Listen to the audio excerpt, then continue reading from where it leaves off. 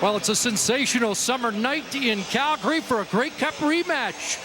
The consensus division favorites, Ticats, Stampeders, back on a collision course in the season opener for both teams at McMahon. For the Calgary Stampeders, 25-year-old Bo Levi Mitchell is your Grey Cup MVP from a year ago. Just signed an extension, as committed to the Calgary Stampeders for 4 more years. On the other sideline, even though Bo was the MVP of the Grey Cup game, Zach Collaros had slightly better numbers. 8-5 record as a starter last season, and says he feels even more comfortable in Kent Austin's offense. Kent Austin's Cats runners-up past 2 years. They finished first in the East last year for the first time since 1998. And this will be the final year for John Hufnagel as the head coach of the Stampeders. 88 wins, a .702 win percentage since 2008 as the head guy in Calgary. 15-win Calgary Stampeders season. It was 9-9 for the Hamilton Tiger Cats. Here's the rematch. Tim Brown back with Matt Walter. The Box J boys have arrived on the road to support their team. And the Stampeders' defense of their Grey Cup title underway with Medlock kicking it off. And the former BC Lion, Tim Brown, has to come out of the end zone. Flag comes down, and Brown reaches the 10-yard line before he is plowed down. Neil King downfield in a hurry on the coverage as they sort out the flag, and Bo Levi Mitchell, the Grey Cup MVP, leads Calgary out. On the kickoff, holding Calgary, number 31. 10-yard penalty, first down, Calgary. And Bo Levi Mitchell led the Calgary Stampeders to 12 wins in his first 13 starts. He has the 3-time rushing leader in the CFL, and John Cornish in the backfield. Last year was the rushing leader after playing just 9 games, and he's got big shoes to fill, but center Pierre Lavertu will replace Brett Jones at center in that offensive line. So without Stanley Brandon, Craig Head injured, and he will not start at left guard. And Bo Levi Mitchell starts with a long field. Calgary begins at the 5-yard line. John Cornish off the left side. And the leading rusher in the Canadian Football League has a first down, a 12-yard carry for Cornish, who was 9 for 25 against the Cats in the Grey Cup.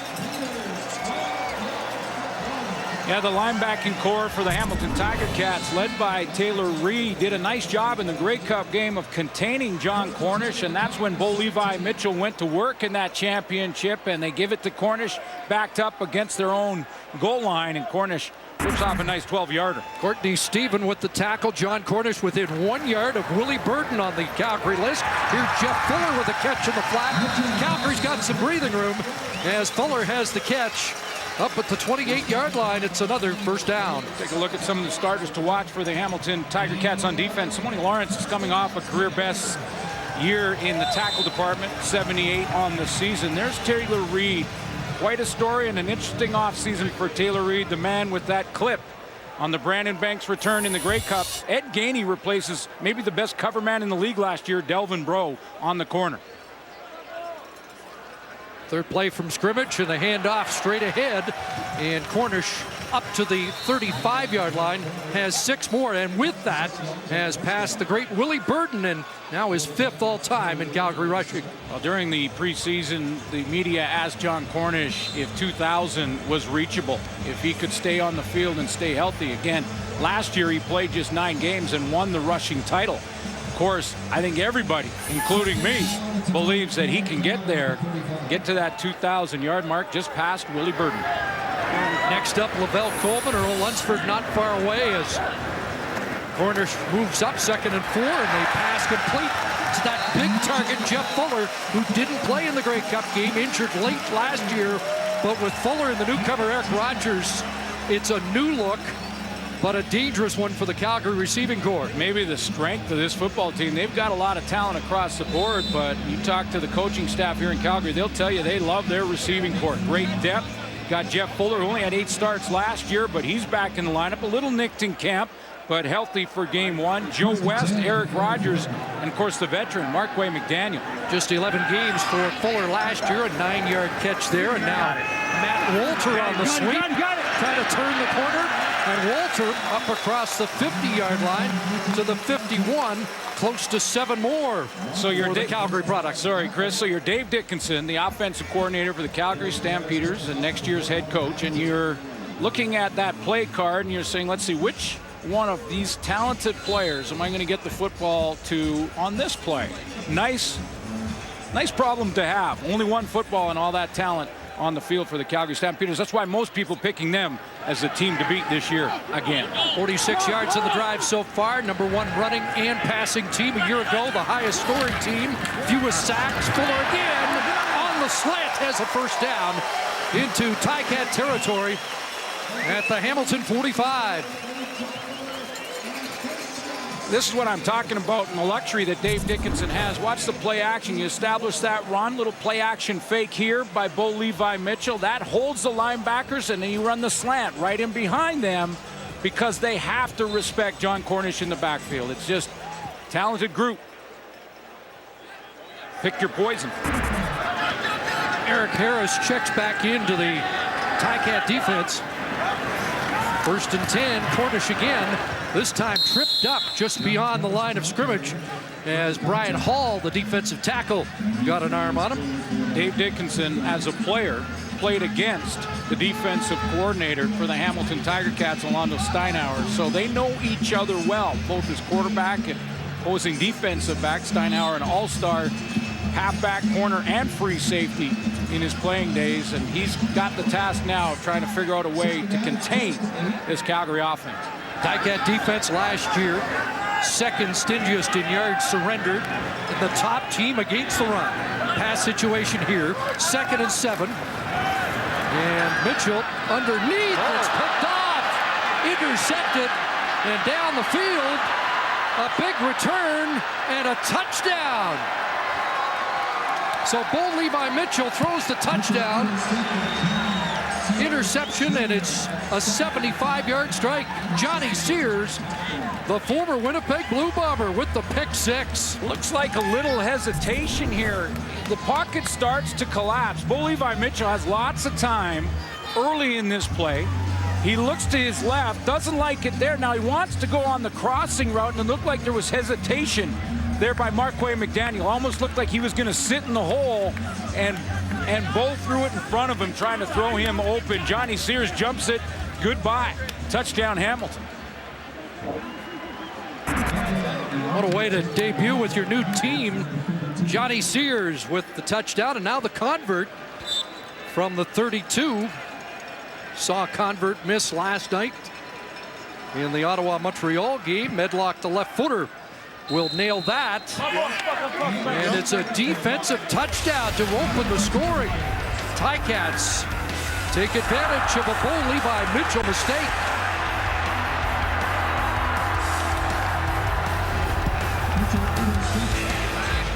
So Johnny Sears makes an impact very quickly for his new team. Everybody back home, stay tuned.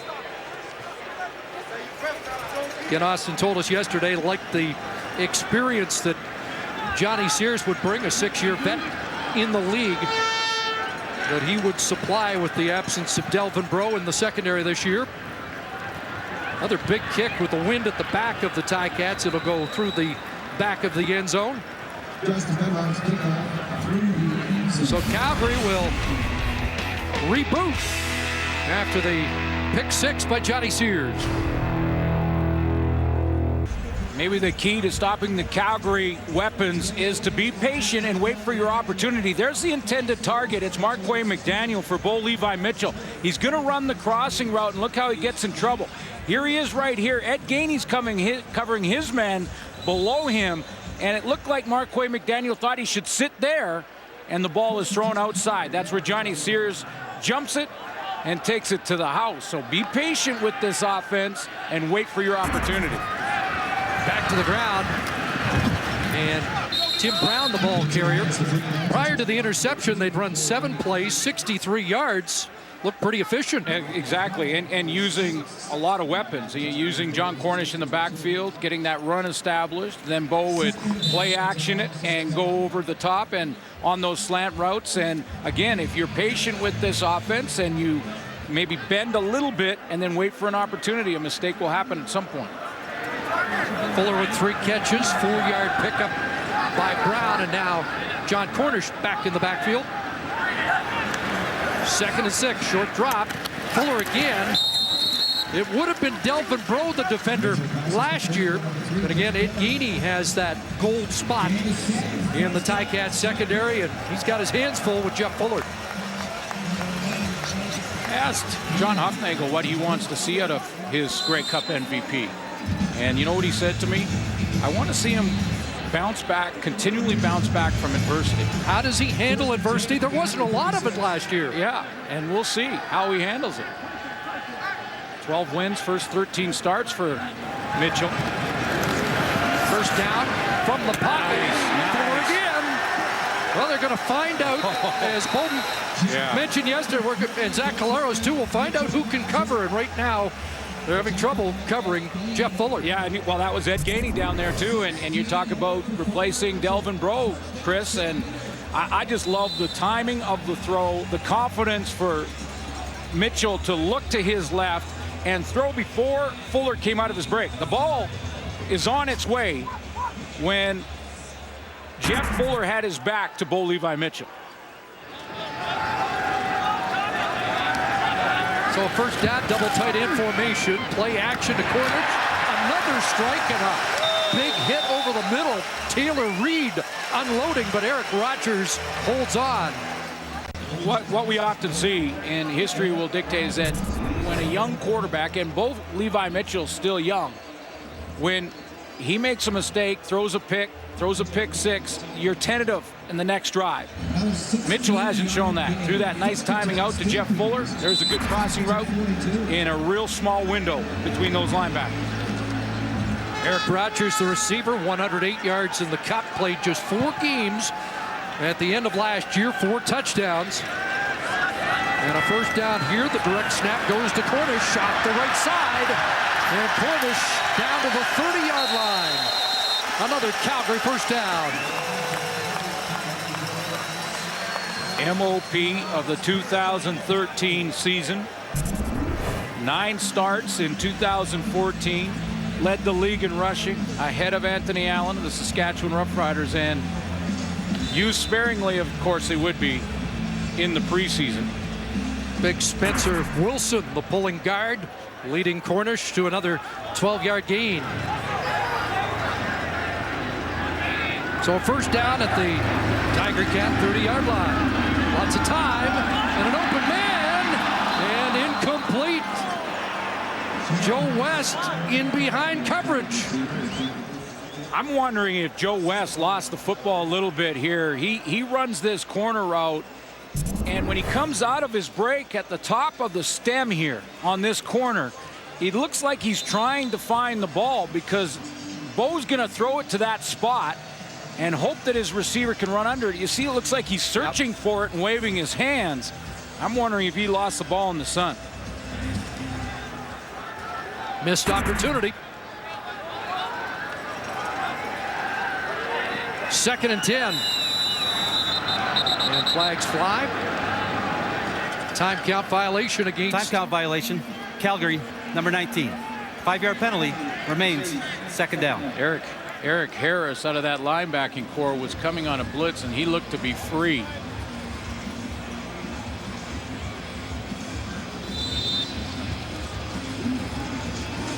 Again, another thing that was sort of lost in the Grey Cup Championship was the play of the linebacking core for Hamilton containing John Cornish.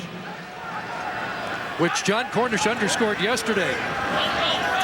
In an interesting talk with the media, in which he suggested the Ticat reaction to the Grey Cup left a sour taste in his mouth. First time we've really seen pressure on Bo Levi Mitchell. Another flag comes down. See what this flag is. That pressure was coming from safety Craig Butler up the middle. John Cornish took him, but they just outnumbered. The Hamilton Tiger Cat defense outnumbered the blockers available. Did the ball get back to the line of scrimmage? Ticats without star defensive end Eric Norwood. Well, it's going against Hamilton. Offside, Hamilton. 5-yard penalty. Repeat, second down. So they get the 5 yards back, and we'll replay the down back at the 30.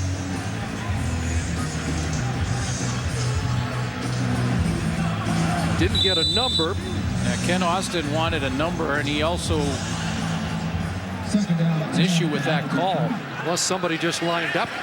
His defense was off the field. Don't want to give this offense too many second chances. Oh, exactly. Time for Mitchell. Looking downfield. Eric Rogers. Touchdown.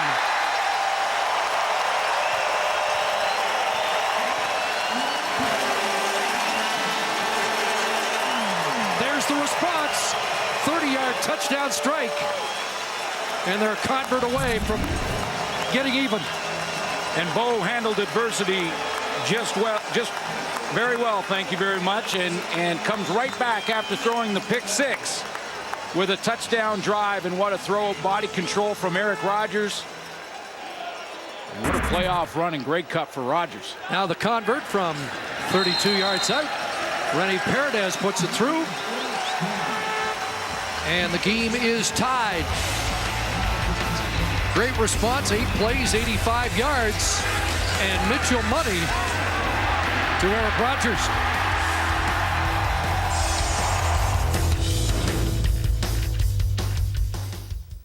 Rogers back in the end zone, so 5 CFL games. Mama, I love you. Snowbunny, I see you. Represent the way of California. Let's go. And 5 touchdowns.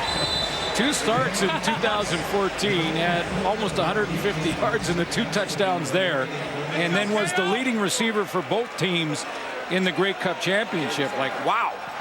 He showed up and exploded on the Canadian Football League. Oh, here's a guy that needs no introduction. Brandon Banks on the return, and look who's downfield in a hurry. Jeff Heck to control the return, and we'll finally get to see Hamilton on offense. Let's see some real nice route running here from Eric Rogers, the inside receiver. Now, last year he was an outside wideout, but this time John Huffnagel, Dave Dickinson have moved him inside. They know he's capable of running the routes in there as well. He runs another nice double cut there down the sideline, and his adjustment when the ball is in the air, outstanding. He's going to widen the top of that route and run underneath that touchdown throw from Mitchell. So after 16 offensive plays for Calgary, the first by the Tiger Cats, and a completion to Ray Hawley, who will be the starting running back for the Ticats. A lot of injuries, and Hawley out of Louisiana Tech. Matt Dunnigan's school with an early catch. So he's got a favorite player out of the gate. And here's a few of the favorite players for Hamilton Tiger Cat fans. Brandon Banks needs no introduction, as you mentioned, Chris, and what a playoff run and Grey Cup he had. Zach Collaros, we've talked about, and Andy Fantus. I want to see him run with these new rules. Take the Hawley and the completion, and Andy Fantus down the sidelines. Fantus with 6 catches, 61 yards in the Grey Cup.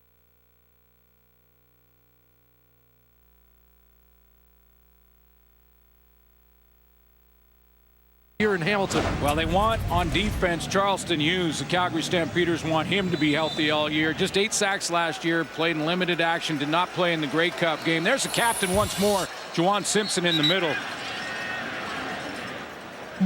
Leader in the Canadian Football League, Jamar Wall, in interceptions. Flag down on that 2nd and 1 play.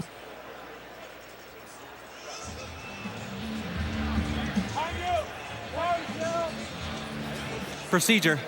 Hamilton, number 67. 5-yard penalty. Repeat, second down. It's a veteran left guard, 9th year for Peter Diakowski. Good to see the big guy back in with a full training camp after the severe patella injury in the 2013 Grey Cup.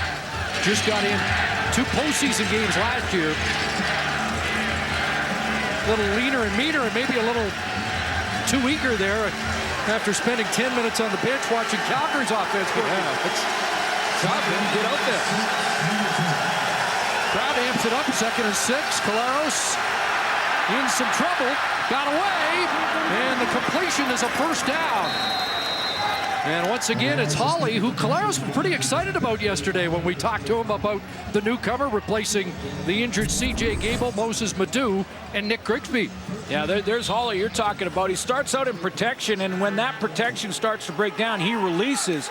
He'll step up and then release, and Caleros has to use his legs. Going no huddle and a hit screen to Terrell Sinkfield. We'll see more tempo offense this year from many of the teams. BC, that seems to be a theme. Well, the new rule change is that the quarterback can signal the officials, which means that no team can change. You can't make any substitutions offensive or defensively unless there's an injury. So they keep that same defense on the field for a passing situation. 2nd and 7.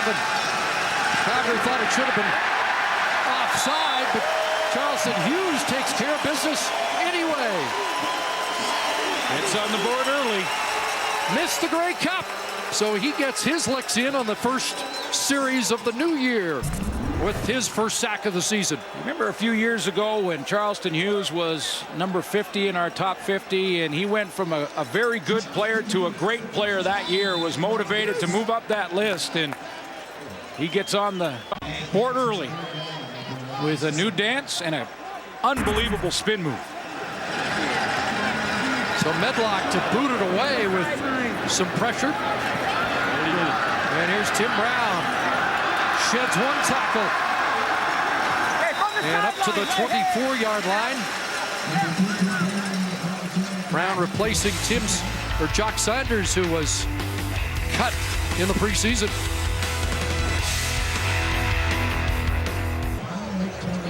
Bo Levi Mitchell getting set to go back to work, but first let's check in with Catherine Nolan.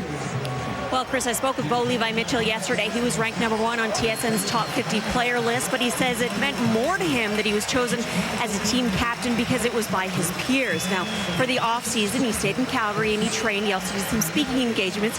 He also says he's been watching CFL classic videos with legend quarterbacks like Warren Moon and Doug Flutie as the Stamps hope to go back-to-back Grey Cup wins. Really embrace the leadership role, not only on the team, but in the community. Been very visible in the offseason here in southern Alberta. What a great idea, though. That's film study. Yeah. You go back as a quarterback and watch guys like Warren Moon and watch from south of the border some quarterbacks. He said he watched lots of Peyton Manning, Drew Brees, watches how they throw the deep ball. Anthony Calvillo. Absolutely. Back to work. Blitz coming. Sidearms it. Pass incomplete. And it was not a lateral. So it'll be 2nd and 10. Be intended for Eric Rogers. 12 wins, his first 13 starts, a CFL record. And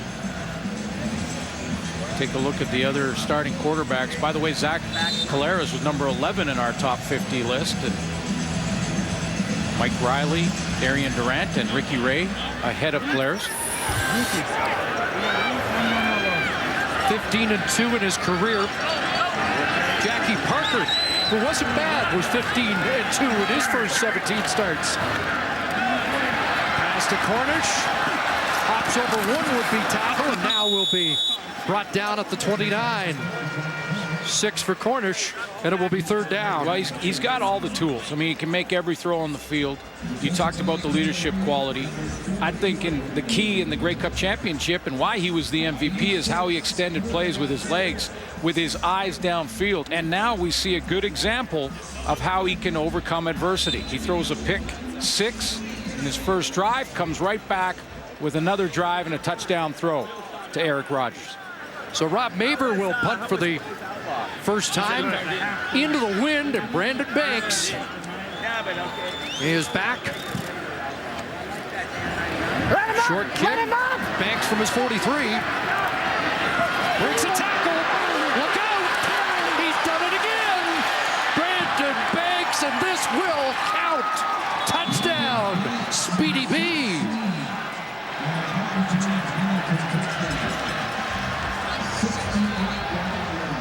One of the key rule changes this year is the interior 5 of that cover team cannot leave until the ball is kicked, and that's going to open up even more space for Brandon Banks.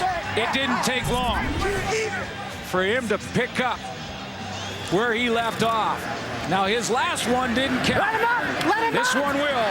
And you can see the space he has to make a couple moves before he sees this first tackler, and then it's all speed. 67 yards for a go-ahead Ticat touchdown. Loved his quote on the rule changes. He said, "It looks like they changed all the rules for me."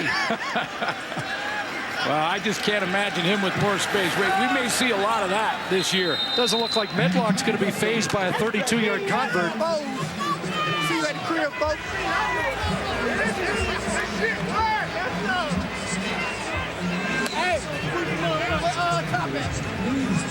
Well, there's nothing about revenge in the discussion for the Ticats, but you know that has to feel awfully good for Brandon Banks. It's the beginning of getting rid of that bad feeling. It won't be completely gone until Hamilton gets back to the Grey Cup and wins it. But a win in this game tonight against Calgary could take another step towards eliminating some of those demons from a year ago. All-purpose yards leader last year with just under 2,000, and if he can stay healthy, wow. Well, yeah, I mean, the only issue Kent Austin's going to have, and Tommy Condell, the offensive coordinator, is trying to make sure they don't overtax Brandon Banks, because with those kind of numbers, you want to get him on the field and the ball in his hands as many times as you possibly can. I mean, that Eastern final, unbelievable. Record-breaking. 93 88-yard touchdowns, 226 return yards in the Eastern final. So the Ticats have the lead on a defensive touchdown, a special teams touchdown. And here in the final minute of the first quarter, Calgary's going to have to concede a single point as the wind behind the heavy leg of Justin Medlock adds to the lead. Record-breaking East final for Brandon Banks, 226 yards, as you mentioned. Here's a look at both touchdowns. And at the beginning of both of those returns, it looked like he was bottled up right on the numbers, which is where you want to punt the football to make it tough on returners. Banks finds a way to sneak out of there, just like he just did here. And he's just kicking back, loving these rule changes. They've also got Terrell Sinkfield, who has returned a kick for a touchdown last year. Back to work, Calgary off the left side. Cornish crashes across the 40-yard line and has 6. So John Cornish with 39 yards in the opening quarter against a defense that did not surrender 50 yards in 7 of their last 11 games of 2014. Yeah, led the league against the run defensively.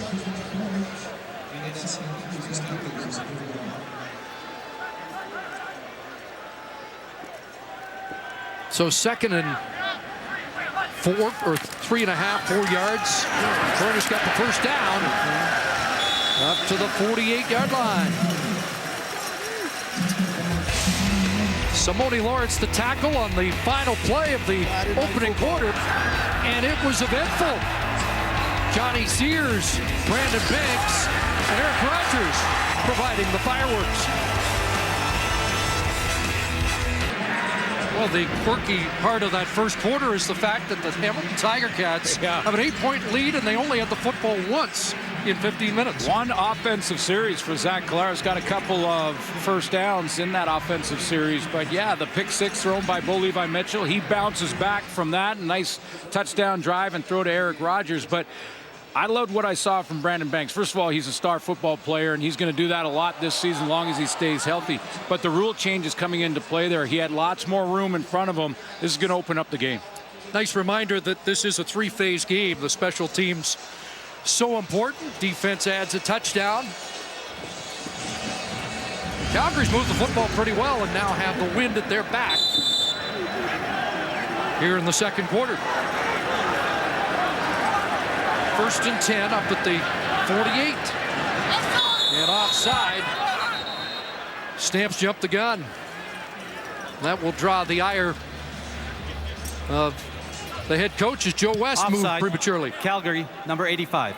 5-yard penalty remains first down.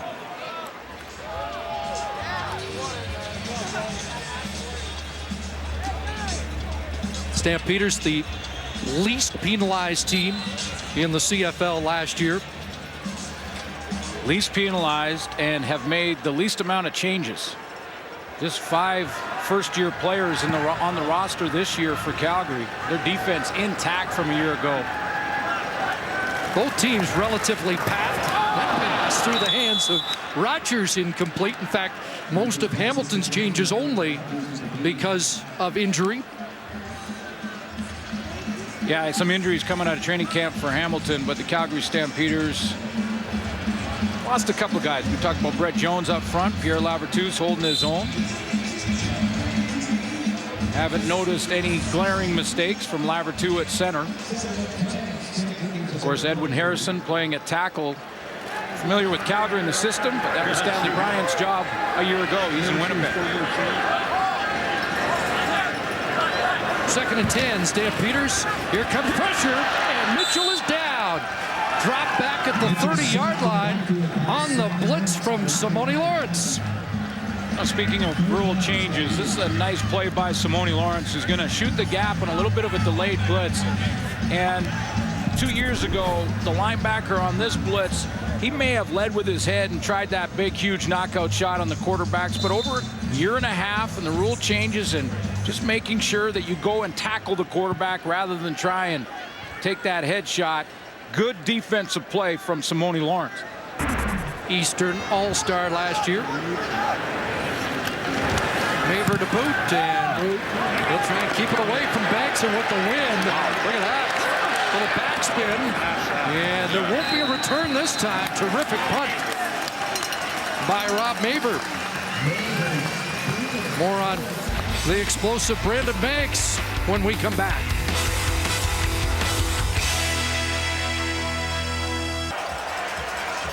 No return for Banks that time, but Hamilton pleased that he is back in their lineup with more. Here again's Catherine.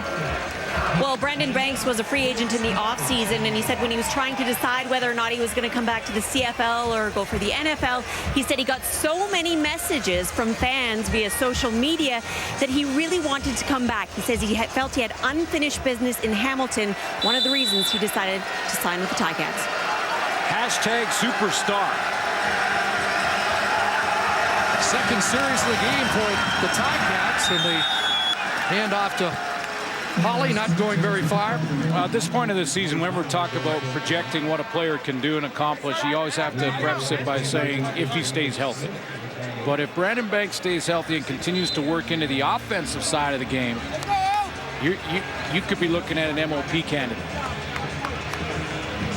We'll see him in certain offensive packages. No gain for Holly, 2nd and 10. Caleros, pocket collapsing, stands in and fires. And Sinkfield with the catch near the 30 is going to be short of the first down. Let's check the spot. Pretty good spot. They're going to get him beyond the 30, and that might be enough.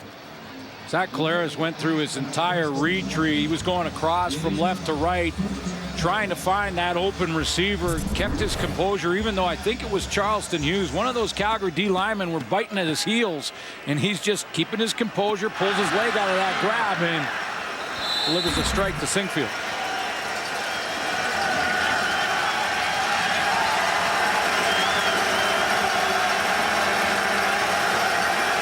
First and 10, 4 receivers wide side, and they'll come back the other way, and Holly runs right into the tackle. Kent Austin and Tommy Condell using a little bit of this tempo offense. You're going to probably hear a lot of this season. I know the BC Lions and Jeff Tedford have run it a ton in practice. Tommy Condell to the left there, their offensive coordinator. The danger is if you don't make first downs, you're off the field and the defense is back on in a hurry. And Kent Austin's defense has been on the field because of circumstances already a lot in this first half. Yeah, you go a couple 2-and-outs in a row and you're in hurry up. Obviously, you're not using much time, and your defense over there doesn't get any rest.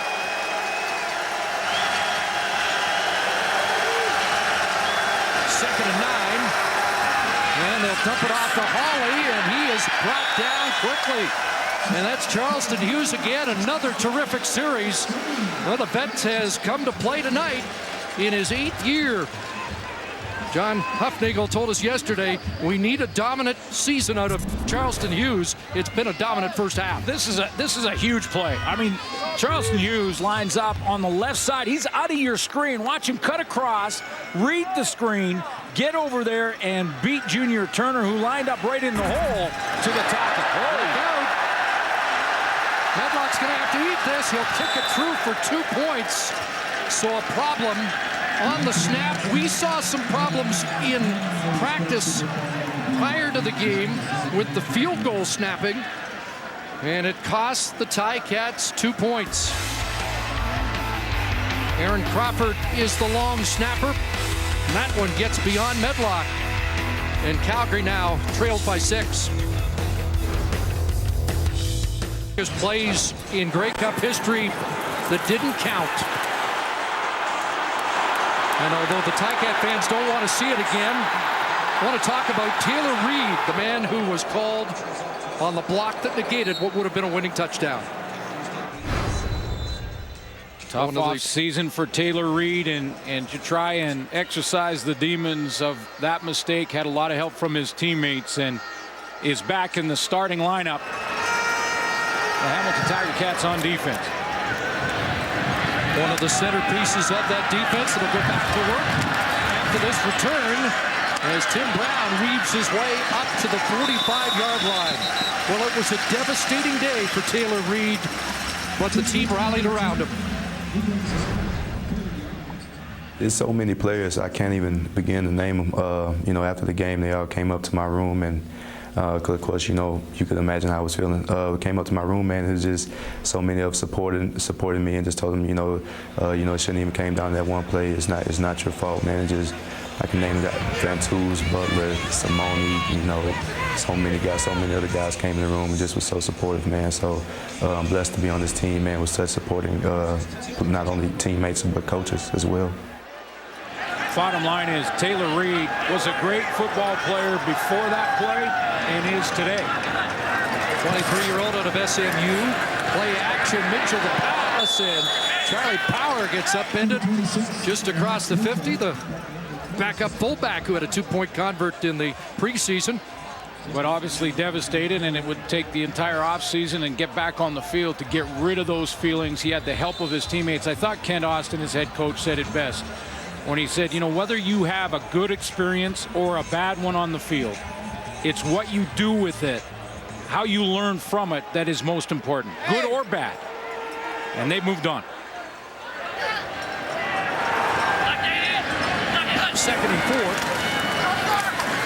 And on a roll, pass caught, and there's the other fullback, Rob Cote. The Cochran kid has a first down at the Ticat 50.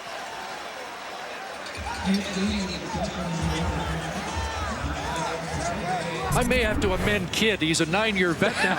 yeah, it's gone by fast. And just, Mr. Utility, I mean, this is a guy, Rob Cote, that you can play him. Plays at tight end on that play, but you can put him in the backfield of fullback. In a pinch, he can run the football from the backfield, catches well. Team captain. Yeah, absolutely. Covers kicks. Heaney on the tackle, first down for Calgary. Man, this play won't get off. Well, that's why people... Timeout, Calgary. Stampeders call timeout with some confusion. That's why so many people have this Calgary Stampeder team picked first and sort of in a category of their own in the league. Talked about their talent on offense, but when you look at their veterans returning and guys that are not just veterans of the CFL, but veterans of this team, this coaching staff, the system, offensive, defensive, and special team systems that they've worked under, you start to get that continuity, and it turns into good things in a hurry. Now they're set. And look for the bootleg. He'll get brought down again.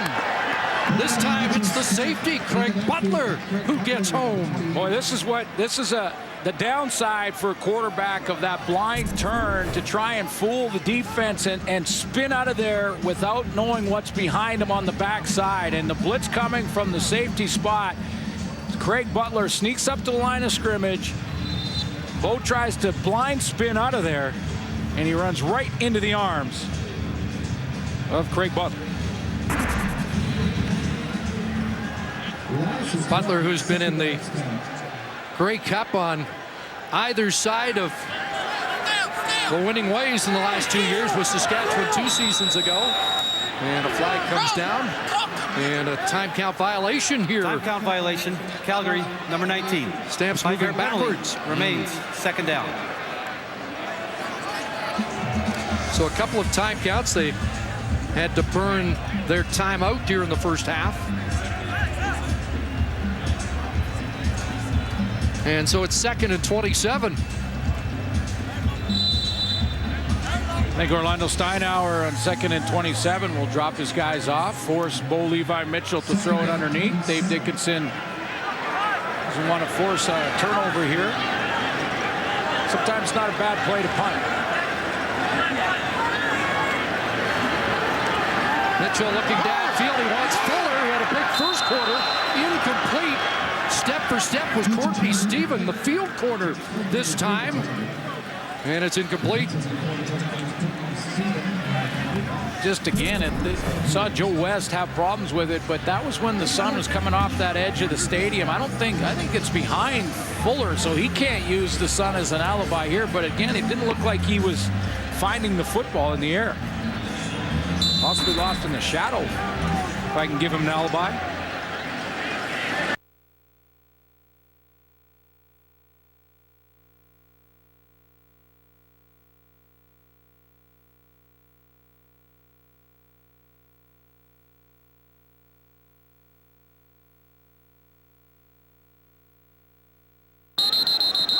And another flag. Another play for the Grey Cup that will not be forgotten was the Justin Hickman hit on Rob Maver. Calgary, number 23. 5-yard penalty, remains third down. This time a procedure call.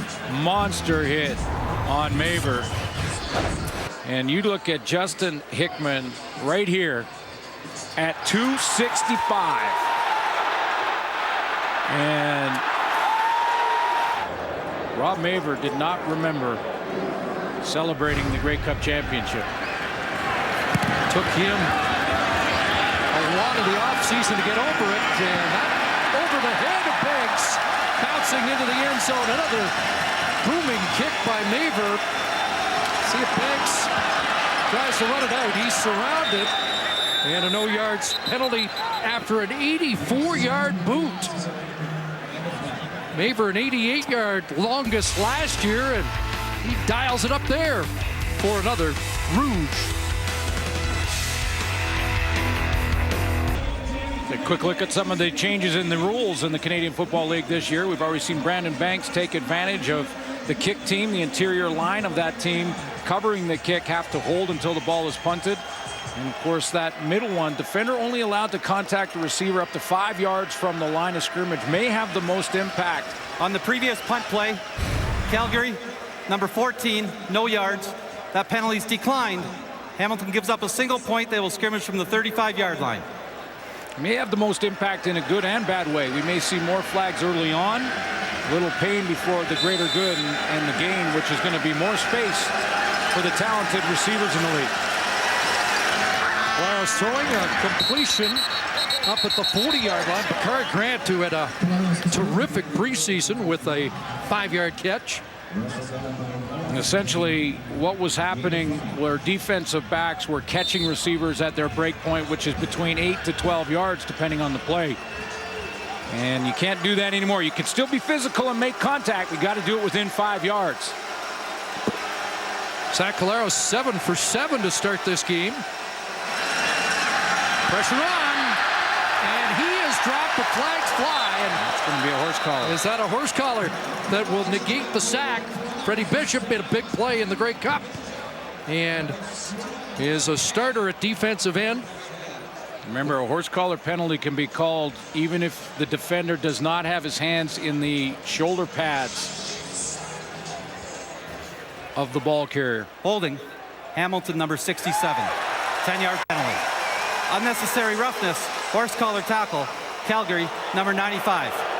Automatic first down. So they move the ball to the 45. Bishop in the spot last year occupied by Sean Lemon, who's now with the Pittsburgh Steelers. Really the only change defensively. Fans don't like it, but you can't, if it's the jersey from behind and pulling him backwards, it's still a horse collar. The fans are saying, well, he's being held, and that's why he grabbed the horse collar. Well, they called the holding too. Take the Holly on a roll, pressure on, and with a good mix of Andy Fantuzza pulling the pass. Another flag on the play. Deron Mayo, the tackle, after 8 yards, pending the Illegal interference, blocking downfield. Hamilton, number 80. 10-yard penalty. Repeat, first down. Well, Terrence Tolliver called on the play. The reason being that the timing was thrown off when Zach Collaros had to avoid the tackle and avoid the sack. And when he did that, the timing is off on the play, and now the block right in the middle of your screen is well down the field before the ball is thrown. Good look at it there on the safety, Josh Bell. Boy, are they high on Tolliver. High on Tolliver. Tyquan Underwood, the other newcomer, wide out. Also an impressive camp. 1st and 20. And a completion, but Stampeders rally to the football in a hurry, led by Jawan Simpson, who I thought was overlooked in the top 50. Top tackler, one of the top tacklers in the league, top 10. And middle linebacker, the Grey Cup champions, not a top 50 player. Yeah, I'm with you. He was on my list, and Jawan Simpson just introduced that guy we were talking about, Terrence Tolliver, to Canadian football. Tolliver out of LSU. And hit right between the 8 and the 0. 2nd and 13. Pressure on. Collaros escapes for a second, but now dropped back at the 35. Jeff Hecht on a safety blitz. That happens, and the blitz happens, and it is executed correctly because the interior is clogged up. No escape lane for Zach Collaros, and it's really just Junior Turner here that's going to get that push and play real consistent in the middle. Headlock high and not very deep. And this one bouncing back at midfield. A no yards call on the play. And just a 22-yard punt. Emphasis on hang time, but that high punt got caught up in the wind and didn't get very far. Well, I think you're going to see special teams coaches working with their punters to get some more hang time on kicks with the rule change and the fact that the interior 5 cover men cannot leave till the ball is kicked. If the ball hangs up there longer, it allows them to make up that second or two that they're standing on the line of scrimmage. So the breeze at their backs, the Stampeders trailing by 5 will start at the Hamilton 48-yard line.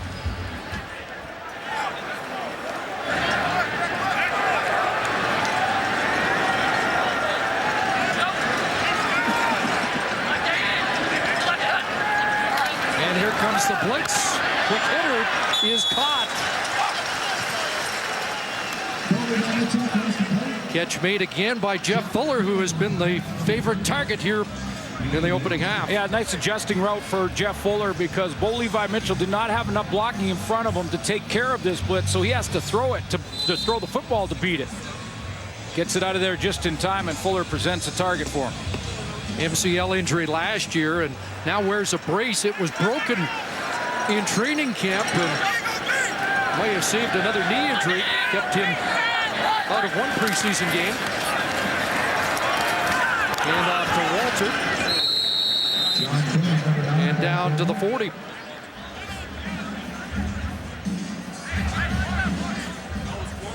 Check that. John Cornish, the ball carrier. And this is going to require a measurement. While they're measuring this, you know, you look at this receiving core with the two veterans in Jeff Fuller and Joe West, and you think, you know, veteran players been around for West 4 years, for Fuller 3 years now, but they limited playing time because of injury. Marquay McDaniel, of course, is the 7-year vet, 5 years in Calgary. We haven't heard a lot from him yet in this game tonight, but the big targets, Fuller and West, don't have a lot of mileage on them. It's a little quieter in that huddle without number 82, isn't it? It's weird. It feels weird. And number 8 was a little bit weird. Yeah, but by now he would have looked into our cameras 4 or 5 times. Now Drew Tate, who led the league in rushing touchdowns last year, a third down specialist, and not much of a surge there. I don't know. Don't know if he got it. Boy, he was automatic sliding one side or another last year, but he just got stuffed. And the Ticats are convinced that they have stopped him. Looks like a turnover on downs. Ticat football when we come back.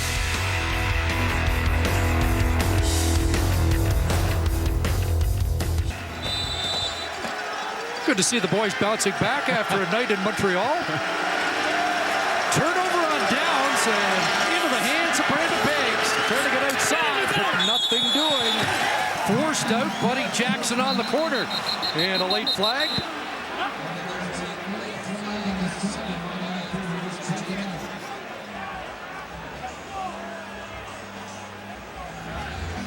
Play well defense by the Stamps, but what's the penalty? Major foul, Calgary, number 38. 15-yard penalty, automatic first down. Well, Buddy Jackson disagrees. Well, let's take a look. It looked like a clean hit, and Buddy Jackson pushes Brandon Banks out of bounds here. He'll make first contact when he's in bounds right there. Takes a step and a little push right there. Not sure about that one.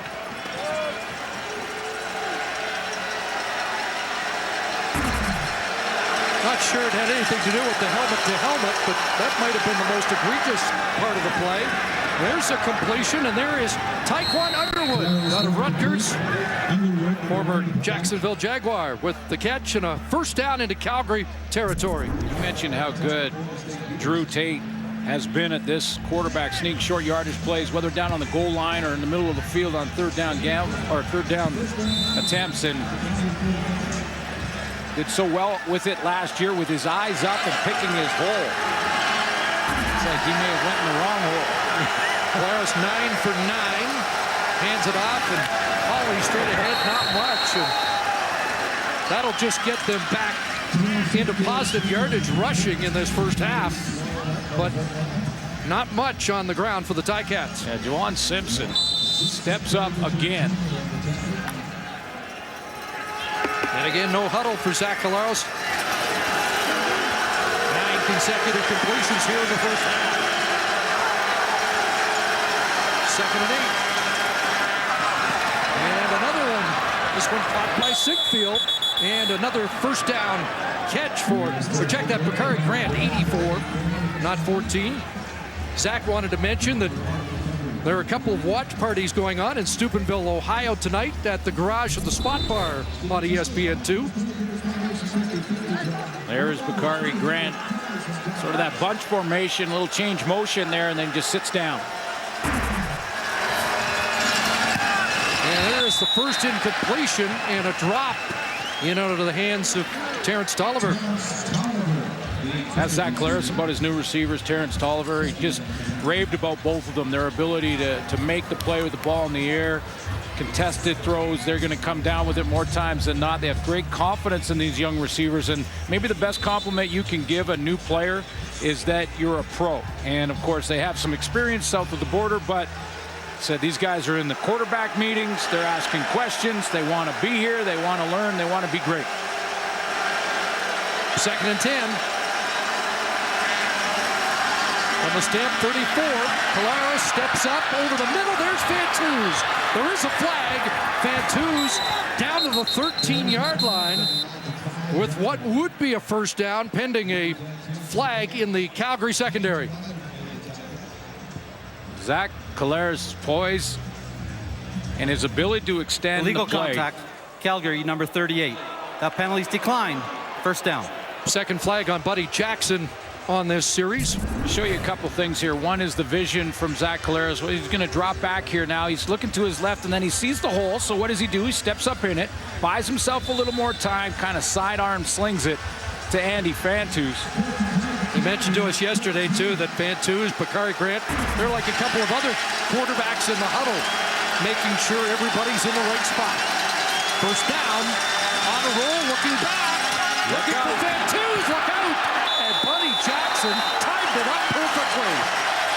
And Andy going to take a knee here, I think, as he tries to get up. And Suits, you saw that one from way up here developing. That type of play down by the goal line or in the green zone only works if it's man-to-man. If the defense plays a zone coverage, a guy like the corner Buddy Jackson's going to be sitting in his area waiting for that crossing route to get to him, and that's exactly what you'll see. Buddy Jackson sitting there. If it's man, Andy Fantus should be wide open because he's lost his man through the mesh point. But there's Buddy Jackson. He's sitting on his own, sitting out there. He's waiting in his area, waiting for that crossing route. Now he jumps up, plays the ball in the man. As the play developed, you wondered if Jackson was going to be so anxious to make the hit, he might get there before the football, but timed it up perfectly. And Fantus collecting himself along the sidelines. He is out of this series now. You're right. He was there so early that he had to time it, almost hesitate before the hit. But a clean hit on Fantus, never saw it coming. He thought he was being covered by a man, so therefore there shouldn't be a corner over there. 2nd and 10 from the 13. Here comes the heat. The hitter and knocked down, almost intercepted. Charleston Hughes almost had the pick. Well, he's back. He's back from injury. Charleston Hughes has already in this first half registered a sack. He has run down a running play from the backside and almost picks this off, but gets himself a knockdown. One half of football, and number 39 is all over the stat sheet.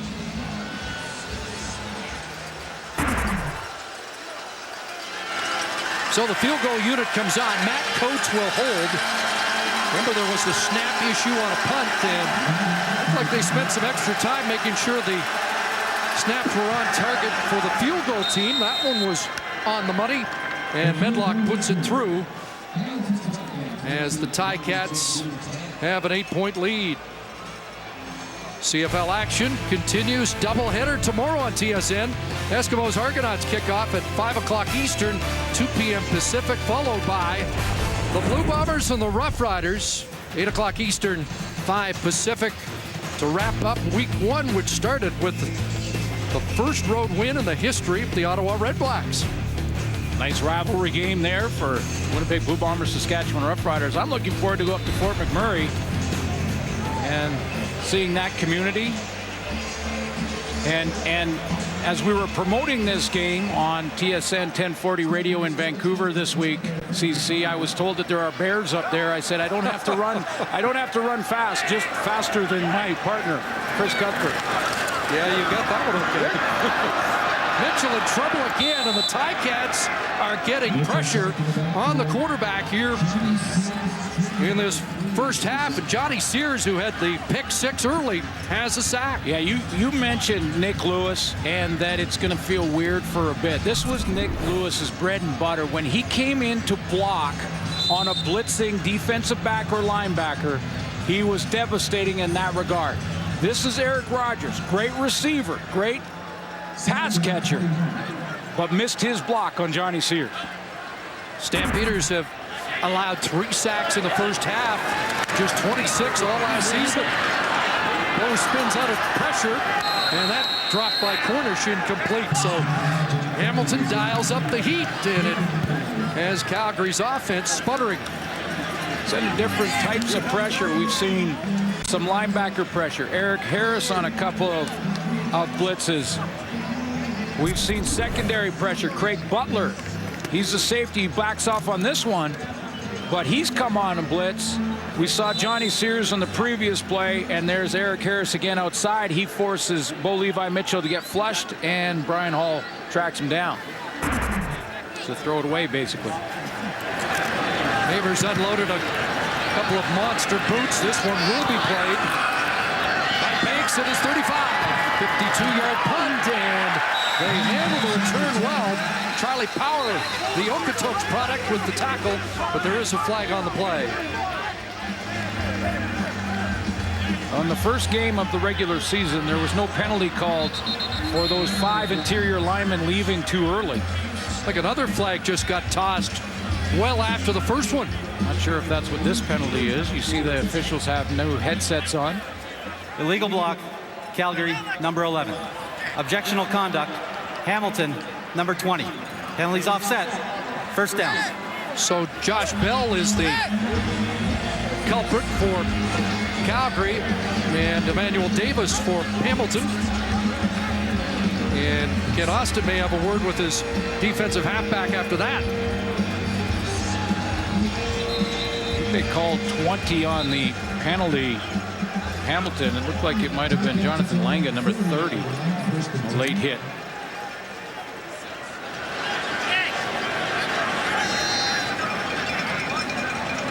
Officials are conference, make sure they've got the right spot here at the ball at the 40. Our crack replay crew down in the television truck. Was Hamilton, number 11. Objectional conduct, Hamilton, number 20. First down, Hamilton. Okay, so the objectional conduct on 20, but the penalty, you can see that late hit from Jay Langan. So I'm sure about the numbers. Bottom line is that they're pushing Hamilton back closer to their own goal line. Yeah, back to the 20-yard line. First half, Colaros 11 for 14, 99 yards passing.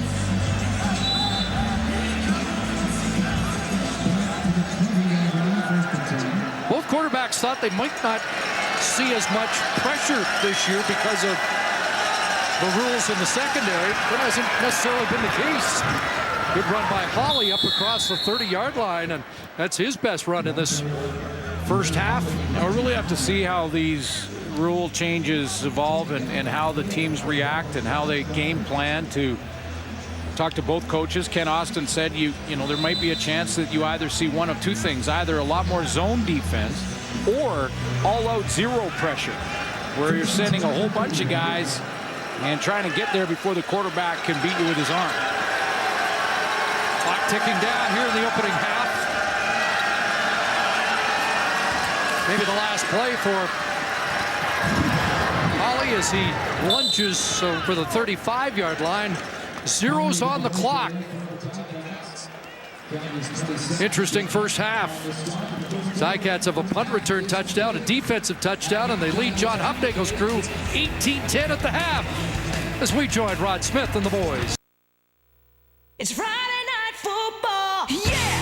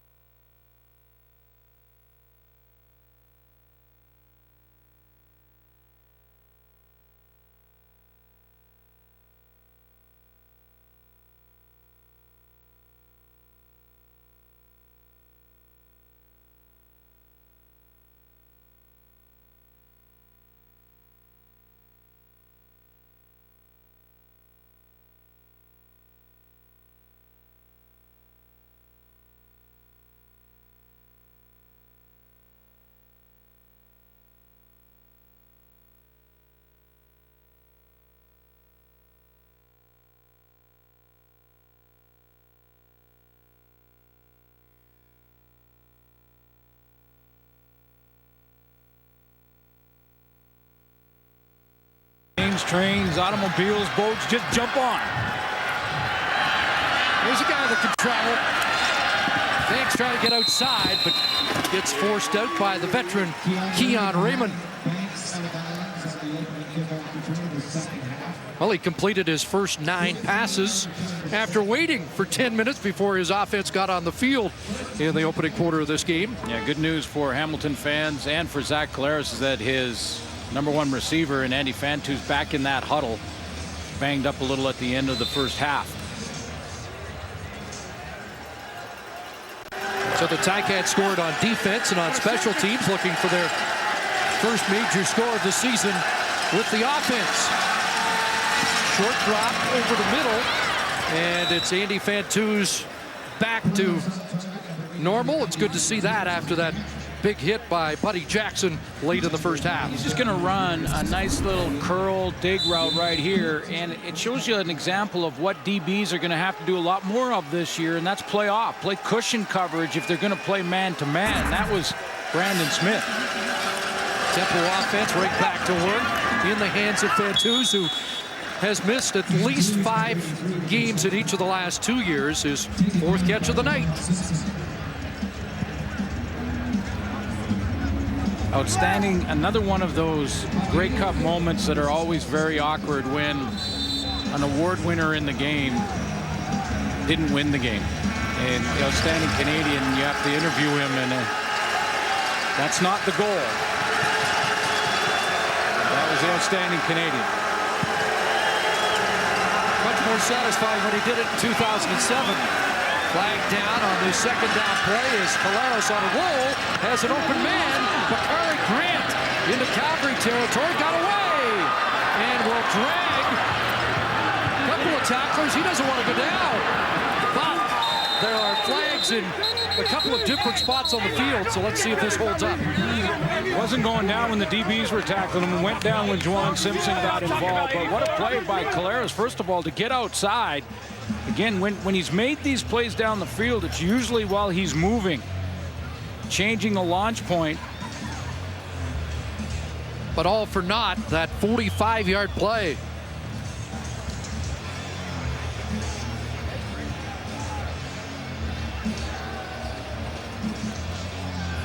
Bakari Grant, 14th in receiving last year. Offside. Hamilton, number 14. That penalty's declined. Offensive pass interference. Hamilton, number 84. 10-yard penalty. Repeat. First down. I was wondering if at the top of his route, Bakari Grant pushed off to come back to the football. Here he is on the deep route. Now, Collaros is scrambling outside, so as he gets up on top of his man, he gives him a shove and then fights back to the football. That push cost him 55 yards of real estate. For 2nd and 16. Collaros misfires intended for Sinkfield, and the punt team will have to come on.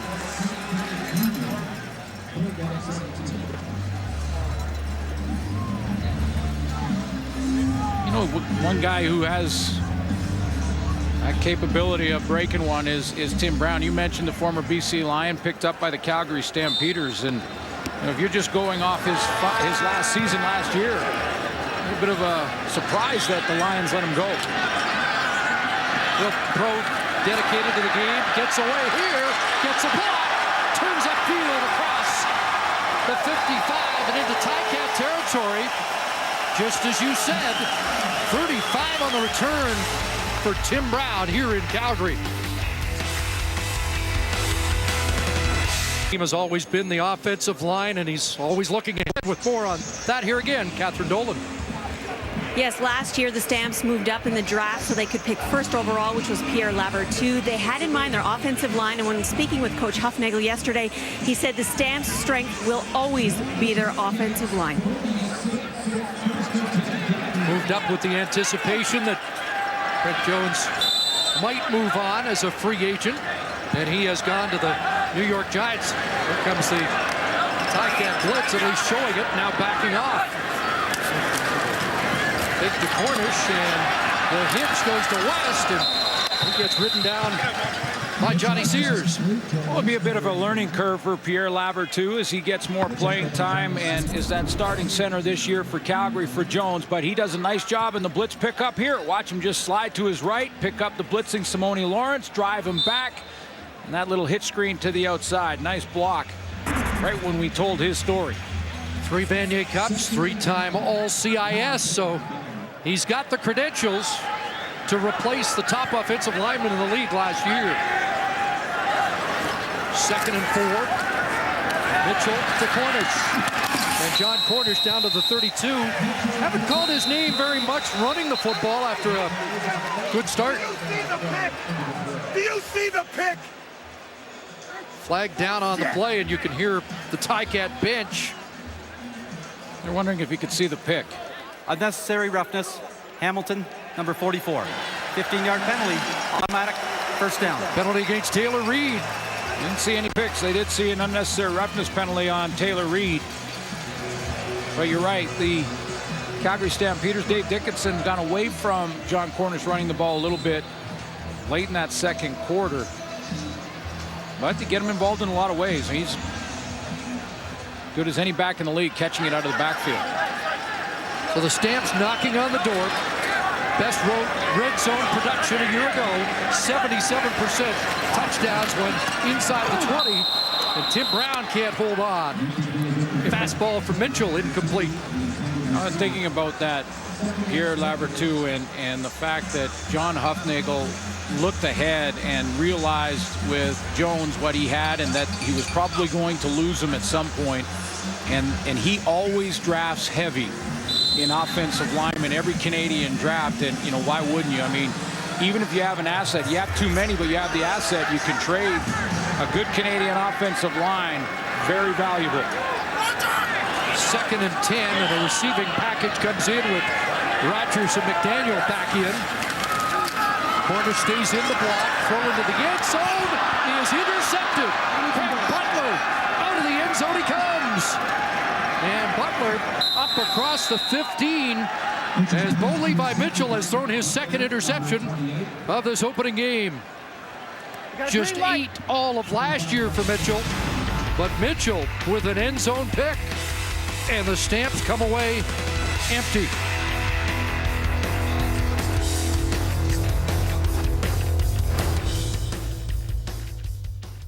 What Max needs is a home. First interception of the season for Craig Butler, who's going to bait Bo Levi Mitchell into thinking it's 1 deep. In other words, 1 safety deep in the middle. What he's actually got is 2 deep. Johnny Sears here and a 2nd safety back there in the 2 deep zone defense. Bo thinks it's only a single safety in the middle. Thinks his man has beat that safety, and Craig Butler comes underneath it. Ticat start at the 16-yard line. Play action and a completion to Andy Fantuz. And 9 yards on first down. Talked to Tommy Condell about Andy Fantuz coming in this year. When the rule changes were passed and went through, Andy Fantuz changed his training and got lighter. Lighter in a big way. He said he wasn't sure exactly how many LBs that he shed, but he said when the rules from last year were that DBs could jam him, he wanted to be strong and physical to push off of those jams. He said now he wants to be elusive and quicker. Jeff Matthews in on the short yardage situation. Out of Cornell, the rookie who lit it up in a preseason half, 9 for 15, 188 yards. A guy familiar with 3 years. The Ken Austin, Tommy Condell offense.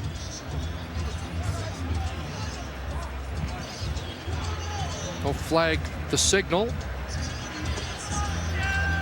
And with that performance, in the first preseason game, he vaulted into the number 2 spot. Yeah, but here's Jeff Matthews, who holds 18 Ivy League records in passing and total offense. Threw for over 11,000 yards at Cornell. It's the red hat back on as they send in signals with Ja'Cory Harris. First down on that sneak. Valero stands in and has a completion And the catch is made by Terrence Tolliver. Our ESPN2 viewers will remember a Cotton Bowl performance by Tolliver, MVP, with 3 touchdowns for LSU in a Cotton Bowl win. 2011 LSU beat Texas A&M that day, 41-24.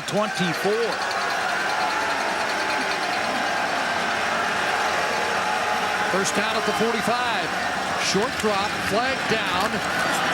And Bakari Grant the catch. Junior Turner, the defensive tackle, brings him down, but let's see what the flag's all about. And the indication it's going Offside. against the Ticats. Hamilton, number 80. 5-yard penalty. Repeat the down. So Tolliver's taken a couple of penalties in his CFL debut. Ken Austin did mention Underwood, Tolliver are going to take some time to get familiar with the league, get up to CFL shape, which is a little different with the 20-second clock, and thinks they'll be more dominant in the second half of the year than early on. Of course, they're without Luke Tasker, their leading receiver last year. Injured early. And that pass complete. Back to Tolliver at the 40. Third catch for Tolliver and a 6-yard pickup on 1st and 15. Yeah, basically Ken saying that Terrence Tolliver and Quan Underwood are going to have to get game speed, game shape. You can see the tempo offense they've been running a few times here in this game. That's even going to make it that much tougher for those guys. 2nd and 9 from the 41. 4-man rush. Calaros has time downfield. And what a catch! A remarkable catch by Terrell Sinkfield. Boy, he fought off Buddy Jackson. I thought Jackson timed it up perfectly. Layered routes where Zach Calaros has 2 choices. He has an inside layer and then Sinkfield on the deeper post. He's going to go to the deeper post to Sinkfield. Now, Buddy Jackson times this nicely, and Sinkfield just fights him off. Back in the hands of Tolliver, and Buddy Jackson will drag him down at the 25-yard line. A 40-yard strike from Calaros to Sinkfield. Yeah, he just has to double clutch this a couple times because of the hit from behind him. And more tempo offense for Hamilton. Got a highlight of the night candidate. Yes, sir. 2nd and 6. Over the middle, another completion, another first down, another Indy Fantuz catch. And all of a sudden that Calgary defense got their hands on their hips, and this is the advantage of running a tempo offense is defense can't substitute, can't rotate a D lineman out there. Inside the 15, finishing drives was an issue last year and in the Grey Cup. Looking for their first offensive touchdown of the year, and look out, it's picked off.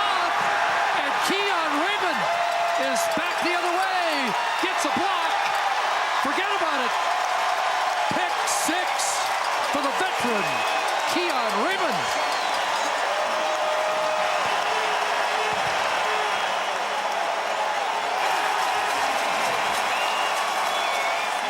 If memory serves me correctly, he had one against Hamilton in the snow at McMahon. And what a play this is. In the last 4 years, he has 4 touchdowns off interceptions. Not touched by Sinkfield as he dives for that ball, keeps it off the turf. You know, this guy dominates the category of timing is everything. I mean, when the Calgary Stampeders need a big play, I'm not talking about a stop, I'm talking about a big play on defense. Keon Raymond comes up with it. 5 interceptions last year. Number 35 on the top 50 list. And one of the few leaders on the team that have been with Calgary for their last 2 cups in 08 and 2014. And now going for 2. And the handoff is to Cornish. And Calgary has tied it.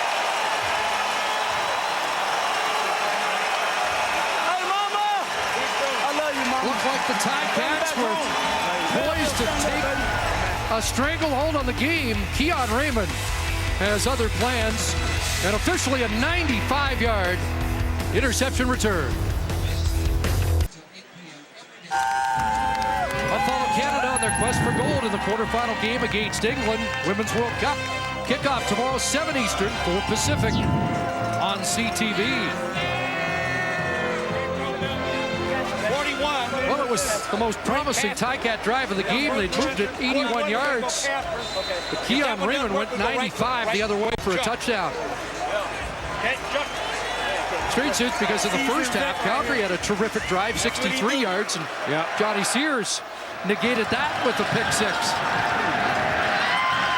Defense is flexing their muscles again, and Brandon Banks bumped out at the 27. What's a little surprising to me is not the play that Keon Raymond makes. He's done this over and over again the last 4 years. He's going to just jump this out route by Terrell Sinkfield right here. He jumps it, closes quickly, and makes a great catch as he's diving for the football. But what's a little strange is that Zach Collaros on the play tried to pump fake first, and there was really no double move. Watch Zach Collaros here. He goes to try pump fakes it, and there was no double move in the route, so he didn't have to punt fake it. If he throws it on time, Keon Raymond probably doesn't get there. So Bo Levi Mitchell responded with a touchdown, but Zach Collaros won't get his first pass off as he is brought down by the pressure of the Stampeders. Again, you know, I'm wondering if Zach Collaros is getting a little hitch in his getty up here, right? And what I'm talking about is, I know the pocket collapses quickly on him, but he pump fakes again here, and he doesn't have a second. He's patting the ball a little bit. That's something he'll go back and look at the tape and say, you know, I got to stop that habit. I either pull the trigger unless it's a double move. Freddie Bishop gets home for the sack, and it sets up 2nd and 15. Bounces to the right with pressure on downfield, and it's into the Ticat bench, incomplete, and a 2-and-out after the Calgary defensive touchdown. And that is the first 2-and-out of the game for the Ticats offense. Tommy Condell in the offseason put together a series of plays from 2014 for Zach Collaros to look at. Plays like that where he needs to throw it away and doesn't need to take unnecessary hits. Medlock the boot. And Tim Brown loves it. That ball's live. Brown scoops it up inside his 20 and now reverses field. Gets a block. And is finally brought down after an eventful loss of yards at the 21. So the Stamps get ready to go back on offense. Game tied. While the kick was in air, holding.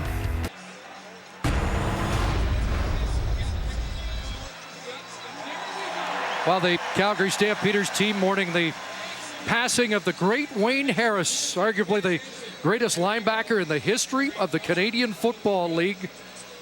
Harris, number 9 on our all-time list of CFL players. Played from 61. 11 times Canadian Football League All-Star. 61 to 72, MVP of the 71 Grey Cup. Thumper, the nickname. You see the 55 on the sleeve of the head coach, John Huffnagel, and right at center field, there is a 55-yard line tonight. Nice touch.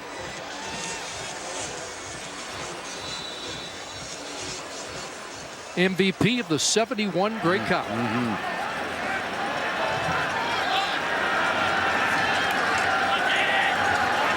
So under 5 minutes left here in the third quarter, and John Cornish on a delayed handoff to the 25. About 6 for Cornish.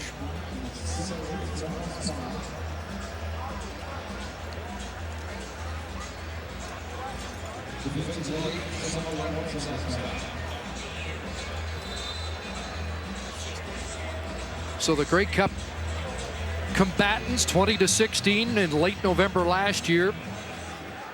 Late here in the third quarter, dead even once again.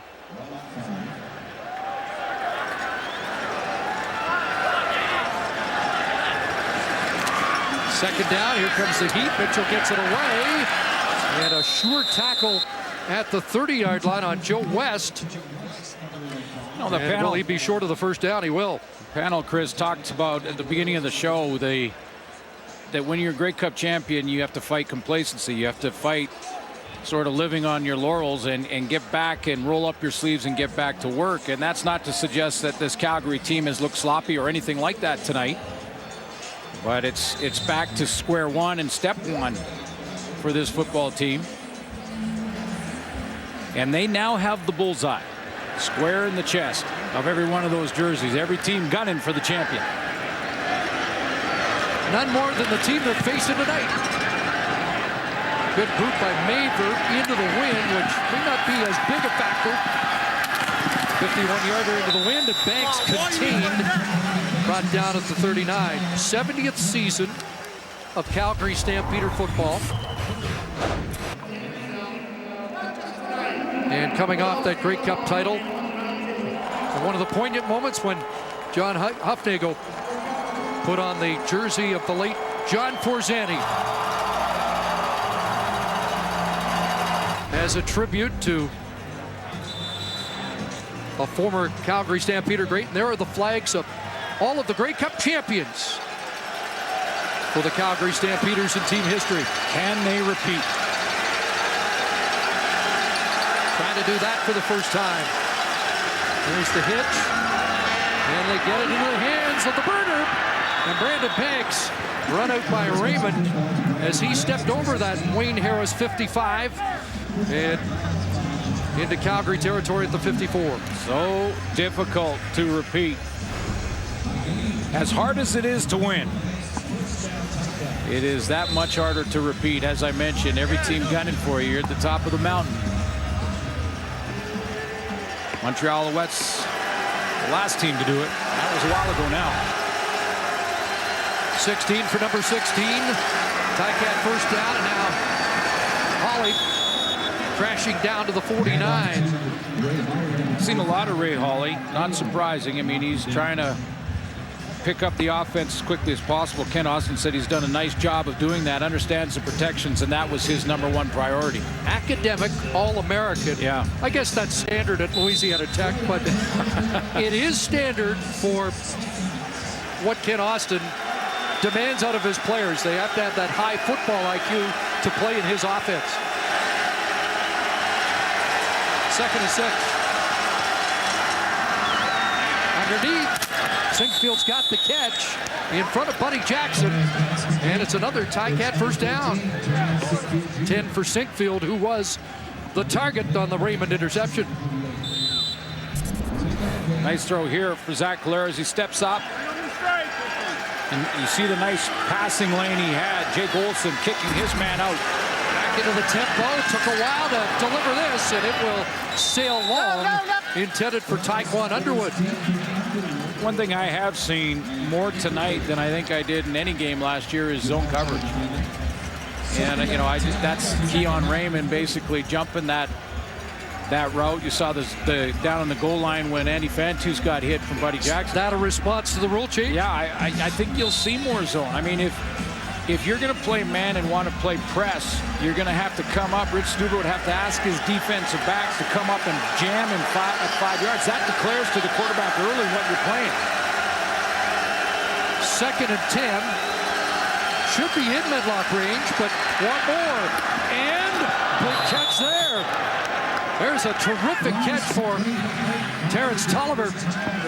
That's why the Ticats are excited about his acquisition. 13 and a first down. 6'5", 203 pounds, and this is the first thing that Ken Austin mentioned. His ability to go up and get the football.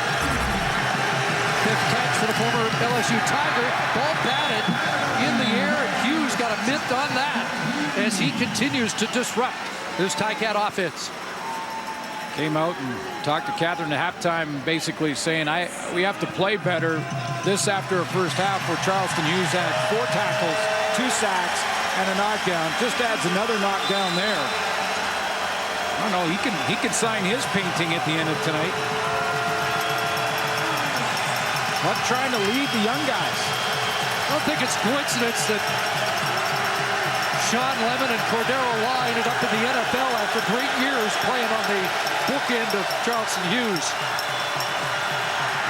There's a completion to Fantus, but a short gain and a sure tackle there from last year's leading tackler for the Stamps, Brandon Smith. Yeah, that's really the only change. Sean Lemon in this defense, his veteran defense down to the NFL. But what a great point, Chris, that when you're the backside of a dominant rush in, and Charleston Hughes has been that since, actually, I think we voted him 51 3 or 4 years ago on the top 50 list, and that's why he was so upset. But when you're playing on the backside of a guy that's being double teamed and being chipped by running backs, you get a chance to really work your game. Plus what you learn from a guy like Charleston Hughes in practice every day.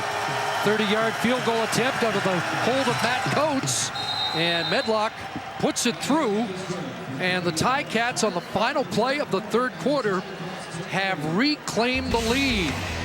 21-18 heading to the fourth quarter at McMahon.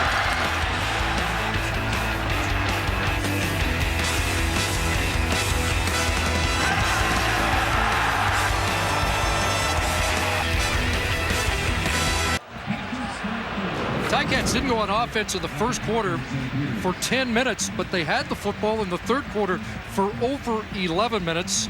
As you check the numbers, I think everybody wants to know what impact on defenses these rule changes have, and you're detecting a trend? Well, it's a couple of games in, but what I saw today is more zone defense, and that could turn into more interceptions for defensive backs, because when you're playing man and I'm running with you, Chris, I'm just trying to knock the ball down, keep it out of your hands. When I'm playing zone, I'm facing the quarterback, I'm facing the play, so I can jump the ball like we saw Keon Raymond and we saw Johnny Sears. I mean, we're all trying to see how these rule changes will evolve, and the theory is we'll see more offense as these offenses get used to more room from receivers. But DBs, if we're going to play more zone defense, we're going to get more interceptions. That'll be fun. Spoken like a true former safety. Calgary takes over at the 35. Mitchell gets it away. And there's a 6-yard connection. Markway McDaniel has a catch. Hasn't been busy tonight. In fact, that's his first catch, and he led the Stampeders in that department last year. 7 catches in the Grey Cup game for the man they call Quay. But if you get a steady diet of zone, aren't these quarterbacks going to pick it apart? Then they have to be patient, yeah, and that means they'll sustain drives, be patient. First downs. Always going to be a chess match, isn't it? Second down run for John Cornish, and he'll move the chains. More zones defensively also help you a little bit on the run, because, again, your linebackers and defensive backs are now facing the line of scrimmage, facing the offensive play when they drop to their zone coverage. So they can react and come up and try and help the D-line on the run. John Cornish, 10 carries, 60 yards. So just about on pace for number of carries. He averaged about 15 touches of the football last year. There's an incompletion that bounces off Rob Cote. One of the reasons that the Calgary Stampeders are Grey Cup champions from 2014 is their ability to adapt to what's happened in the game, evolve, and have their offense make the necessary adjustments. Take a look at their fourth quarters and the point differential. Fourth quarter, the best quarter for the Calgary Stampeders. Dickinson making the adjustments and what he sees defensively for 3 quarters. Get to eavesdrop on John Huffnagel in his pregame speech. He always ends it with win the game, which seems like a simple statement, but Calgary finds a way, don't they? Here's Mitchell over the middle, intercepted. That one brought down, and Johnny Sears has another. And he's got a return. And pulled down by Markway McDaniel on the Stampeders side of half. So the Hamilton defense finding a way. And they found a new star in that secondary in Johnny Sears.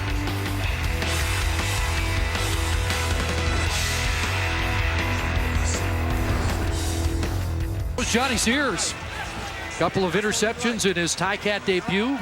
Well-disguised defense there from the secondary for the Hamilton Tiger Cats.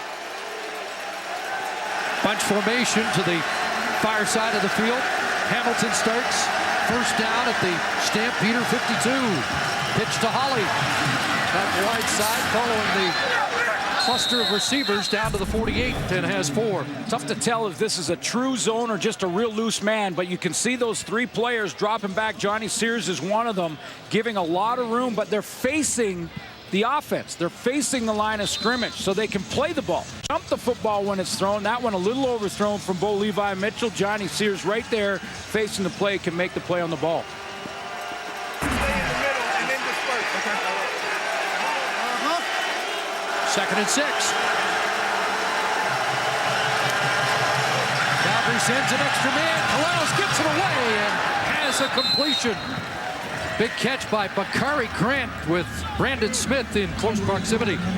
Yeah, against this veteran secondary, the Calgary Stampeders, you've really got to work for every yard. And if you're off a little bit, they're going to jump it. We saw Keon Raymond do it. You see the quick close.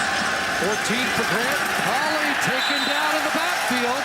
Jeff Hecht has come in situations on defense and done a nice job. 50-year man out of St. Mary's.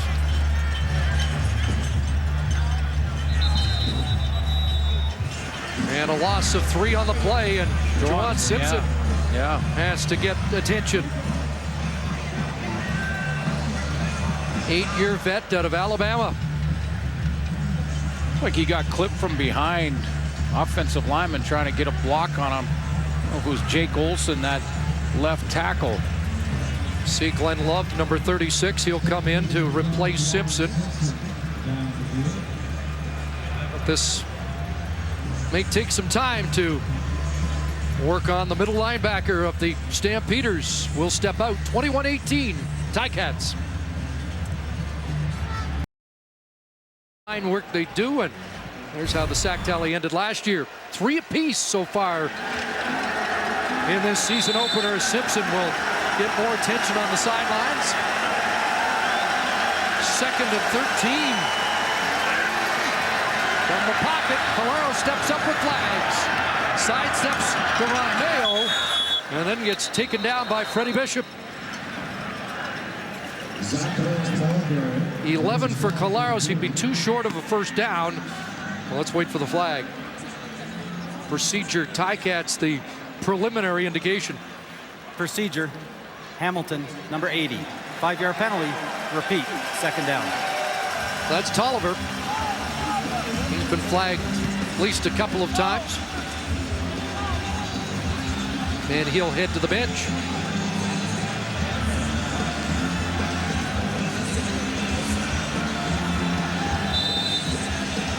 Penalties not bad in the first 2 games. There's been a real concern that not after the preseason. Be a huge spike. Yeah, there was over 30 illegal contact penalties in 9 preseason games. Is there 55 in that first preseason at Fort McMurray? Caleros double clutches, now throws, and ball dropped. And Brandon Banks couldn't hold on. And he fought it.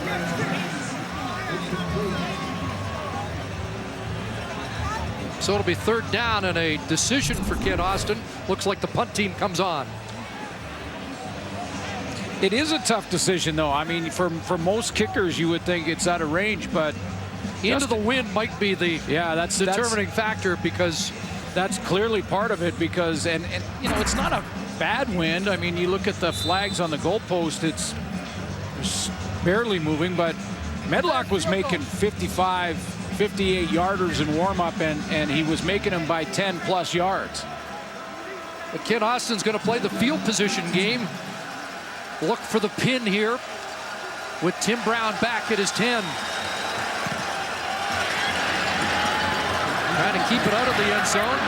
Brown will let it bounce in. And he'll concede the single point. You could argue that's a useful rouge, because it now gives Hamilton a 4-point lead. Just over 10 minutes to go. John Cornish and the Champs down by 4. Season of Friday Night Football. Lights not quite taking an effect yet here in Calgary. on a beautiful summer evening. Clock ticks down to 10 minutes left, fourth quarter. John Cornish, 11th carry of the game. Give him 4 and 64 on the night. Well, John Cornish wants to get to 2,000 on the season. He's going to need more touches. But again, you know, this Hamilton, you go back to the Grey Cup game, this Hamilton linebacking core, they've keyed in on John Cornish and done a pretty nice job in back-to-back games now. If we go back to last year. Now Mitchell looks for a second down conversion. And this has been pressure from different areas from Hamilton.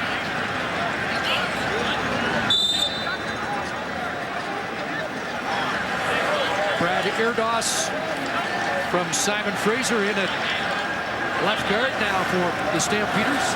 Quick hitter into the hands of Fuller. Stretching out, trying to make sure he's got the first down with his 7th catch of the night. I think he will. I mean, the adjustment that Bo Levi Mitchell and even Zach Collaros on the other side are going to have to make is if guys like Johnny Sears are going to back up and give that much room to receivers, he's got to be patient and take the hot routes, the quick throws. Get it in the hands quicker to the receivers. Let them do something with it after the catch. Mentioned Erdos, he's taken the spot of Shane Berkman, who had some back issues this week in practice. Late fake to Cornish. Time for Mitchell, looking for Fuller. And he brings it down in traffic. Oh, my. What a catch. Here's your highlight of the night. In the contested catch category. Can't cover much better. Going back to that corner, Ed Gainey's underneath. Up over the top and hangs on. What a catch. How about the hand strength to reel that in? 8 catches, excuse me, 122 yards. 49 on that grab. And a first down for the Stamps. Back into the hands of Cornish. A little stutter step. Plows to the 11. Well, let's go back just in case you want to take a video of this on your television, on your phone, and tweet it to your buddies, because this one, hashtag unbelievable.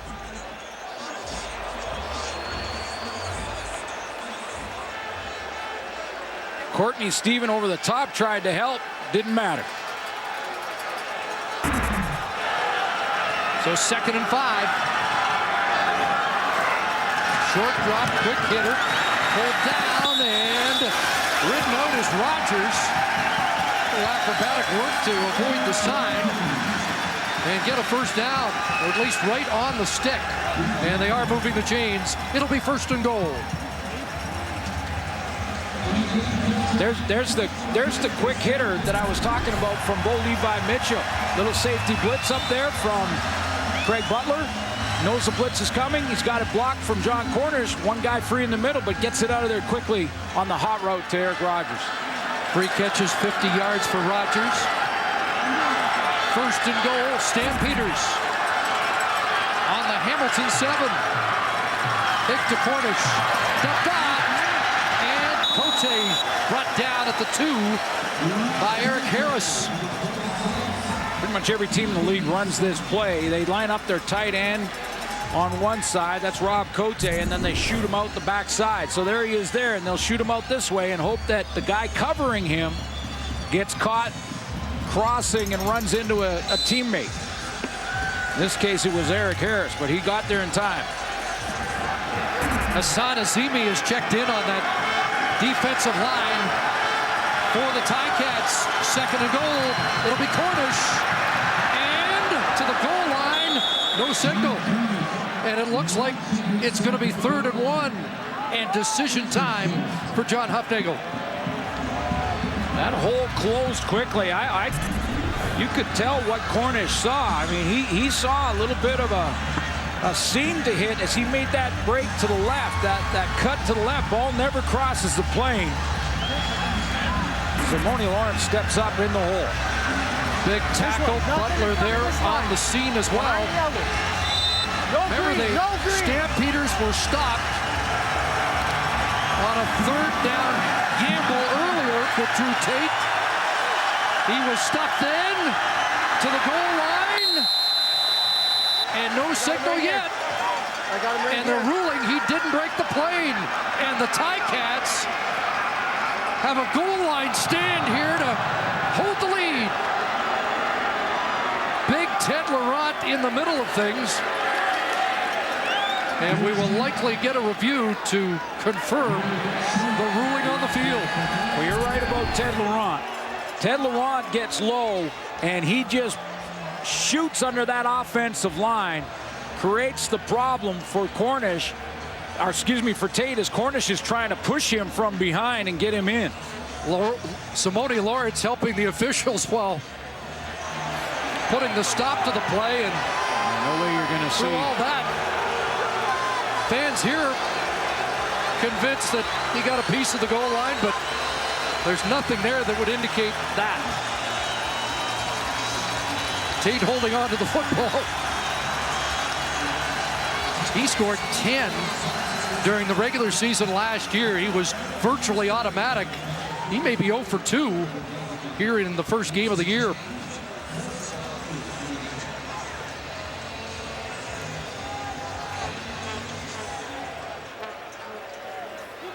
Calgary is challenging down by contact on the previous play.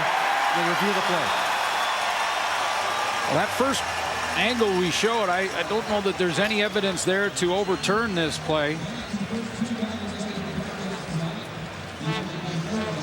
Calgary in short yardage moved Cornish out of the backfield to try and pull a linebacker with them. This is Cornish coming up here. Moved to try and pull Simone Lawrence out of there with him. He does temporarily, but he comes and helps Ted Laurent in the hole. Now, is there any look that shows the ball crossing the plane? It's the only angle where you'd possibly get a look. And you can see Tate, but you can't see where the football is. That's right. The body can be across the plane, but the ball has to go across for it to be a touchdown. You've even seen that in receivers in the comeback. Their feet are inside the goal line. Maybe this underneath the pile. But again, can't see the ball. Can't see the ball.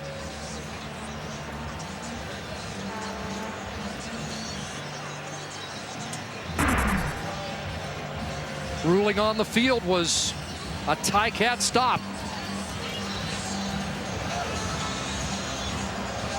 Was it just me, or did Drew Tate last year go off tackle more on those quarterback sneaks? He'd slide almost right off the end at times. Did in the Grey Cup game.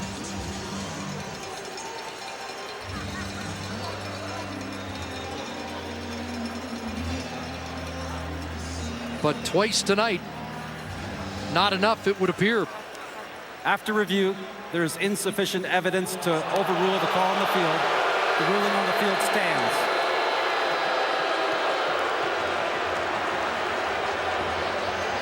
Tate looked confident that he was in, but we don't have video evidence to support it. And if the ruling was touchdown, we wouldn't have it to support it to change that either. Just no shot, no replay angle that showed the football. Remains a 4-point Ticat lead.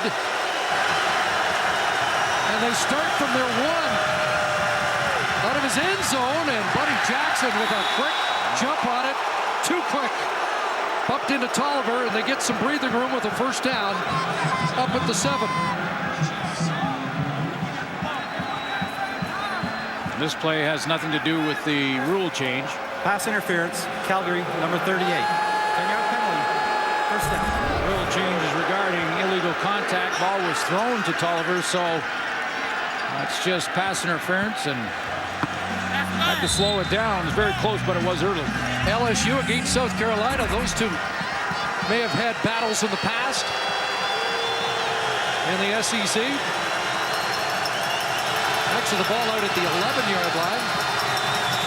Flag down, and it looked like procedure against the Ticats as play is halted. Thought I saw a flinch on the right side of that line. Hamilton, number 59. 5-yard penalty. You got it. Remains first down. Right tackle Brian Simmons, who was the left guard last year. Right tackle for the time being with the injury to Joel Figueroa. I think you mentioned off the top, but this was the 7th worst penalized team in the league. Hamilton Ticats, you think back to that first half, they had their defense off the field, got a penalty. Bo Levi Mitchell scores with a touchdown throw to Eric Rogers on the very next play. The penalties that hurt Hamilton in this game, even though they have the lead, they got to eliminate those. 1st and 15. Again from his end zone. Launching for Fantuz. Incomplete. What a veteran battle that is. 10-year man Andy Fantuz against the 8-year defender Keon Raymond. And oftentimes Calgary has put Keon Raymond on the #1 target, no matter who that might be for the opposition. In this case, Andy Fantuz. And he had to track him a long way across the middle to him. And once again, when the Calgary Stampeders need a play, they get it from Keon Raymond.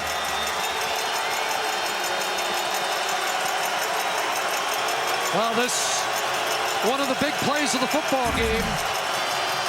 2nd and 15 from deep in their own zone. Valero scrambling. He takes off.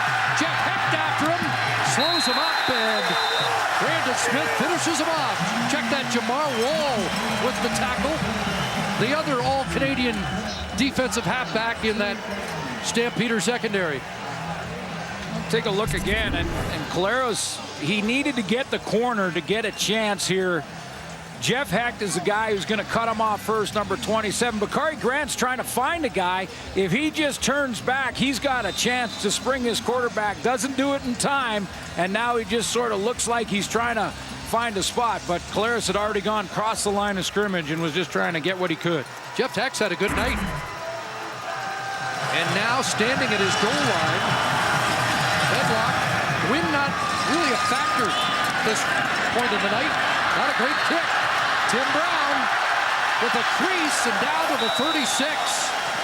So the Stampeders are in business as we hit the 3-minute warning. Down by 4, but with the football in Ticat territory when we come back.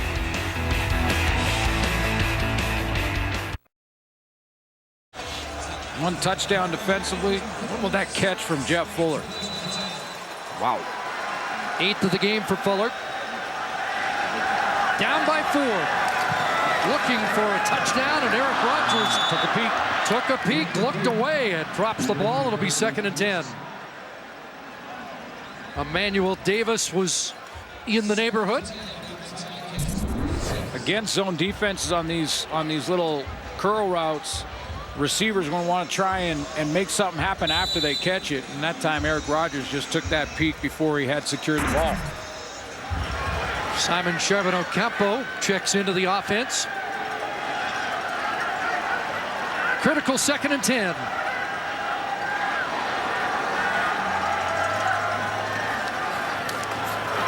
And Mitchell looks to the sidelines. Back shoulder incomplete. Tight coverage. Geedy on Fuller that time. Fuller's won a lot of battles tonight, but there's a big play by Geaney. Limited playing action for Ed Gainey other than special teams last year and replacing Delvin Breaux. And you're right, this has been an interesting battle. Fuller's made his plays, but time Gainey was able to put the right arm in there and not put it up in the face of Fuller to draw the penalty flag for screening and pass interference.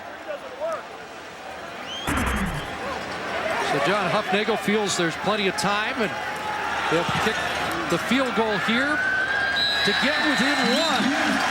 22-21, and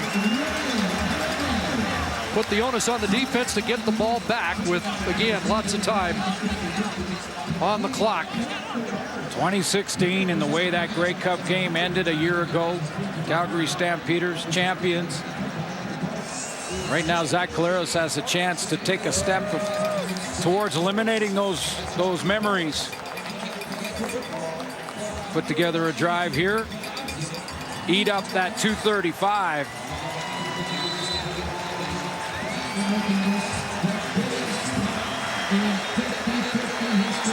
Can't take a penalty in this drive, though.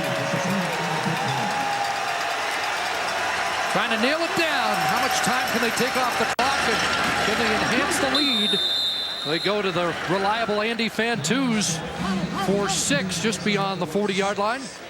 8 catches for 83 on the night. And if you're wondering why Kent Austin, Tommy Condell aren't going to more of a running game, ball control, that kind of thing, Ray Hawley's new to that tailback position, and the injuries to Gable and Moses Madu, and as they have, they're going to throw it. 2nd and 4. Take the Hawley inside, and it's Fantus again for a key first down. Came back from that hellacious hit late in the first half, delivered by Buddy Jackson. A little slow to get up on that one, too. He took a couple of pops here. Sacrificed himself to catch a tough one over the middle. Keon Raymond in his vicinity once again.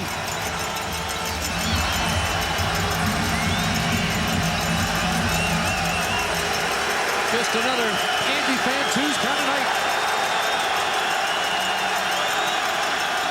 1st and 10 on the sweep. Sigfield's got speed, but met there and brought down by the safety, Josh Bell, who this week talked about being more physical out of the safety spot, put on a little bit of weight, and that's a critical play by the safety. Calgary. And now the Stamps stop the clock. I hear you, Josh, about trying to bulk up, maybe be more of an impact player on the run game, but be careful when you do that from the safety spot. If Rich Stuber calls you to be down in that area, down in the box, just off the line of scrimmage, go ahead and make those hits. But if you're playing safety and you're coming up on the run, you get in trouble in a hurry. Ticats can really take a stranglehold if they can convert. 2nd and 6.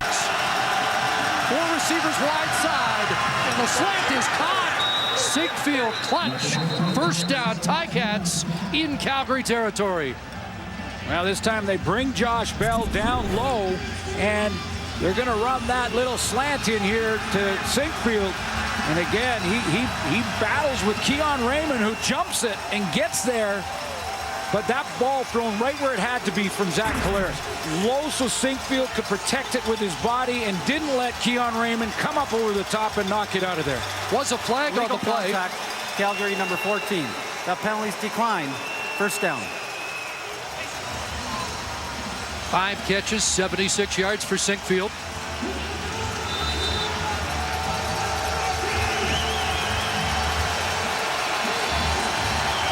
Football's back. Love it. Ticats talked about not revenge, but making a statement. Can they finish it here at McMahon? Hand off to Hawley. Short gain, 45-yard line. And again, Calgary has used their timeout. By the way, Collaros, 27 of 37, 281 yards.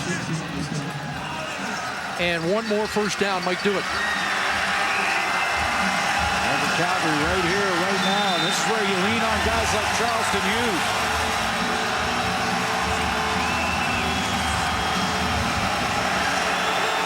Keon Raymond. Calgary needs a big play. 25 is usually involved. Bank lines up to the backfield as well. Collaros looking for a lot, looking for Bakari Grant, and he can't bring it in. They went home run ball, and it falls incomplete. Jamar Wall snugged up on Bakari Grant, played him perfectly in this corner route. There's Bakari Grant. Now watch Wall. He comes up. You're allowed to be physical if you're inside of 5 yards. He steps up inside of 5, so he just pulls on his arm a little bit. Now he gets in that corner. Now he can't touch him. If anything, Bakari Grant gave Wall a little shove. Got away with that. No flag, but Calgary will get another shot. Stop the clock with 53 seconds. Medlock trying to keep it in play. Brown will let it go into the end zone. Or will it? Yes, it does. And out with 44 seconds on the clock. So the Stampeders still have time and a field goal away from a victory in their season opener here at McMahon. Well, he got off to such a great start, winning 12 of his first 13. He's the Grey Cup MVP. He has a chance to add to this great story that has been Bo Levi Mitchell. He's got time. And he needs about 35 yards to put it in Rene Paredes' range. Joe Fuller has been his #1 target in this game, and he's working on Ed Gainey again on that short side. They can put 35 yards out. They can get within a 47-yard field goal for Paredes. Bo pulls it down, tries to take off, and he's cut down. Johnny Sears continues his brilliant night. Can you say Defensive Player of the Week? Where's your front runner? We got a couple of games left tomorrow, but 2 sacks, 2 interceptions. And that's a big play. That might have been his biggest. 11. 10-yard penalty. Oh, they got first down Calgary. It's on Gainey, and this is the new rule change. Illegal contact. Now he's up in that 5 yards. That one's okay.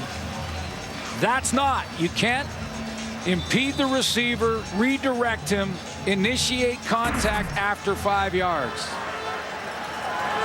So now they're about 25 yards away. Clock stops. They're going to blitz. And the ball batted in the air, falls incomplete as Orlando Steinauer sends pressure. Little stunt there from Simone Lawrence. He starts out right on the hash mark in front of Bo Levi Mitchell, then loops around. I'm not sure if it was Lawrence who got his hand on the ball. He starts here, and then he's going to loop around. It's Sam Scott. Replacing the injured Eric Norwood, a guy who was cut, had the trailer packed up to go home and was called the next day to be put back on the team. Big play by Sam Scott. Pressure again, and Mitchell taken down. And it will be 3rd down and a loss of yards as the Ticats sending everybody. And Ted Laurent, with some help from Eric Harris, gets home.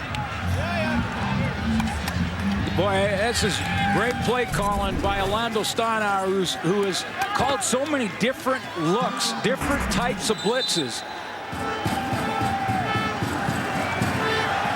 4th sack of the night, and it comes down to 3rd and 17. Bo Levi Mitchell, Fuller's got it! At the 45-yard line, he brings it in.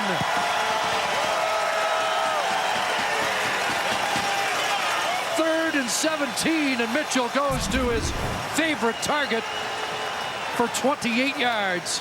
Back shoulder throw from Bo Levi Mitchell, calm and cool in the pocket, throws it to that back shoulder. Ed Gainey turns, panics a little bit as the ball arrives, and it's still alive for Calgary.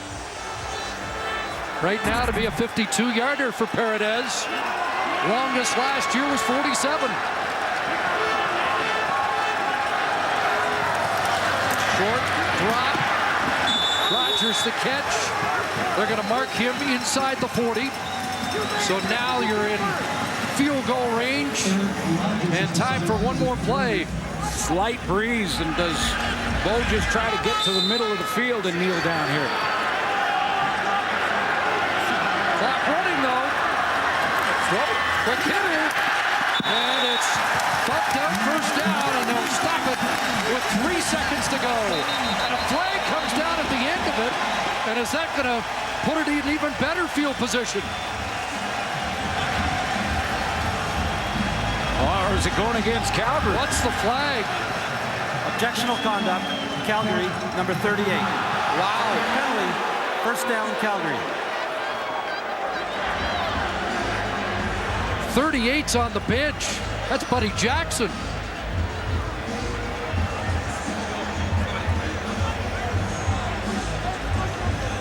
John Hufnagel wants the number. His offense was on the field. Buddy Jackson is 38.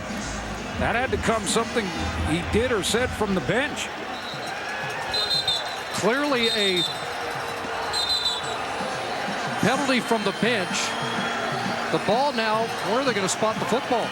As they go back They're going to put it on the 43. It'll be a 50-yarder. Just put a whole bunch more pressure on that man right there. Did not hit from this range all of last year. Looking to turn around from last year. 50 for the win. And he is it. Ready Paredes. Walk-off win for Calgary.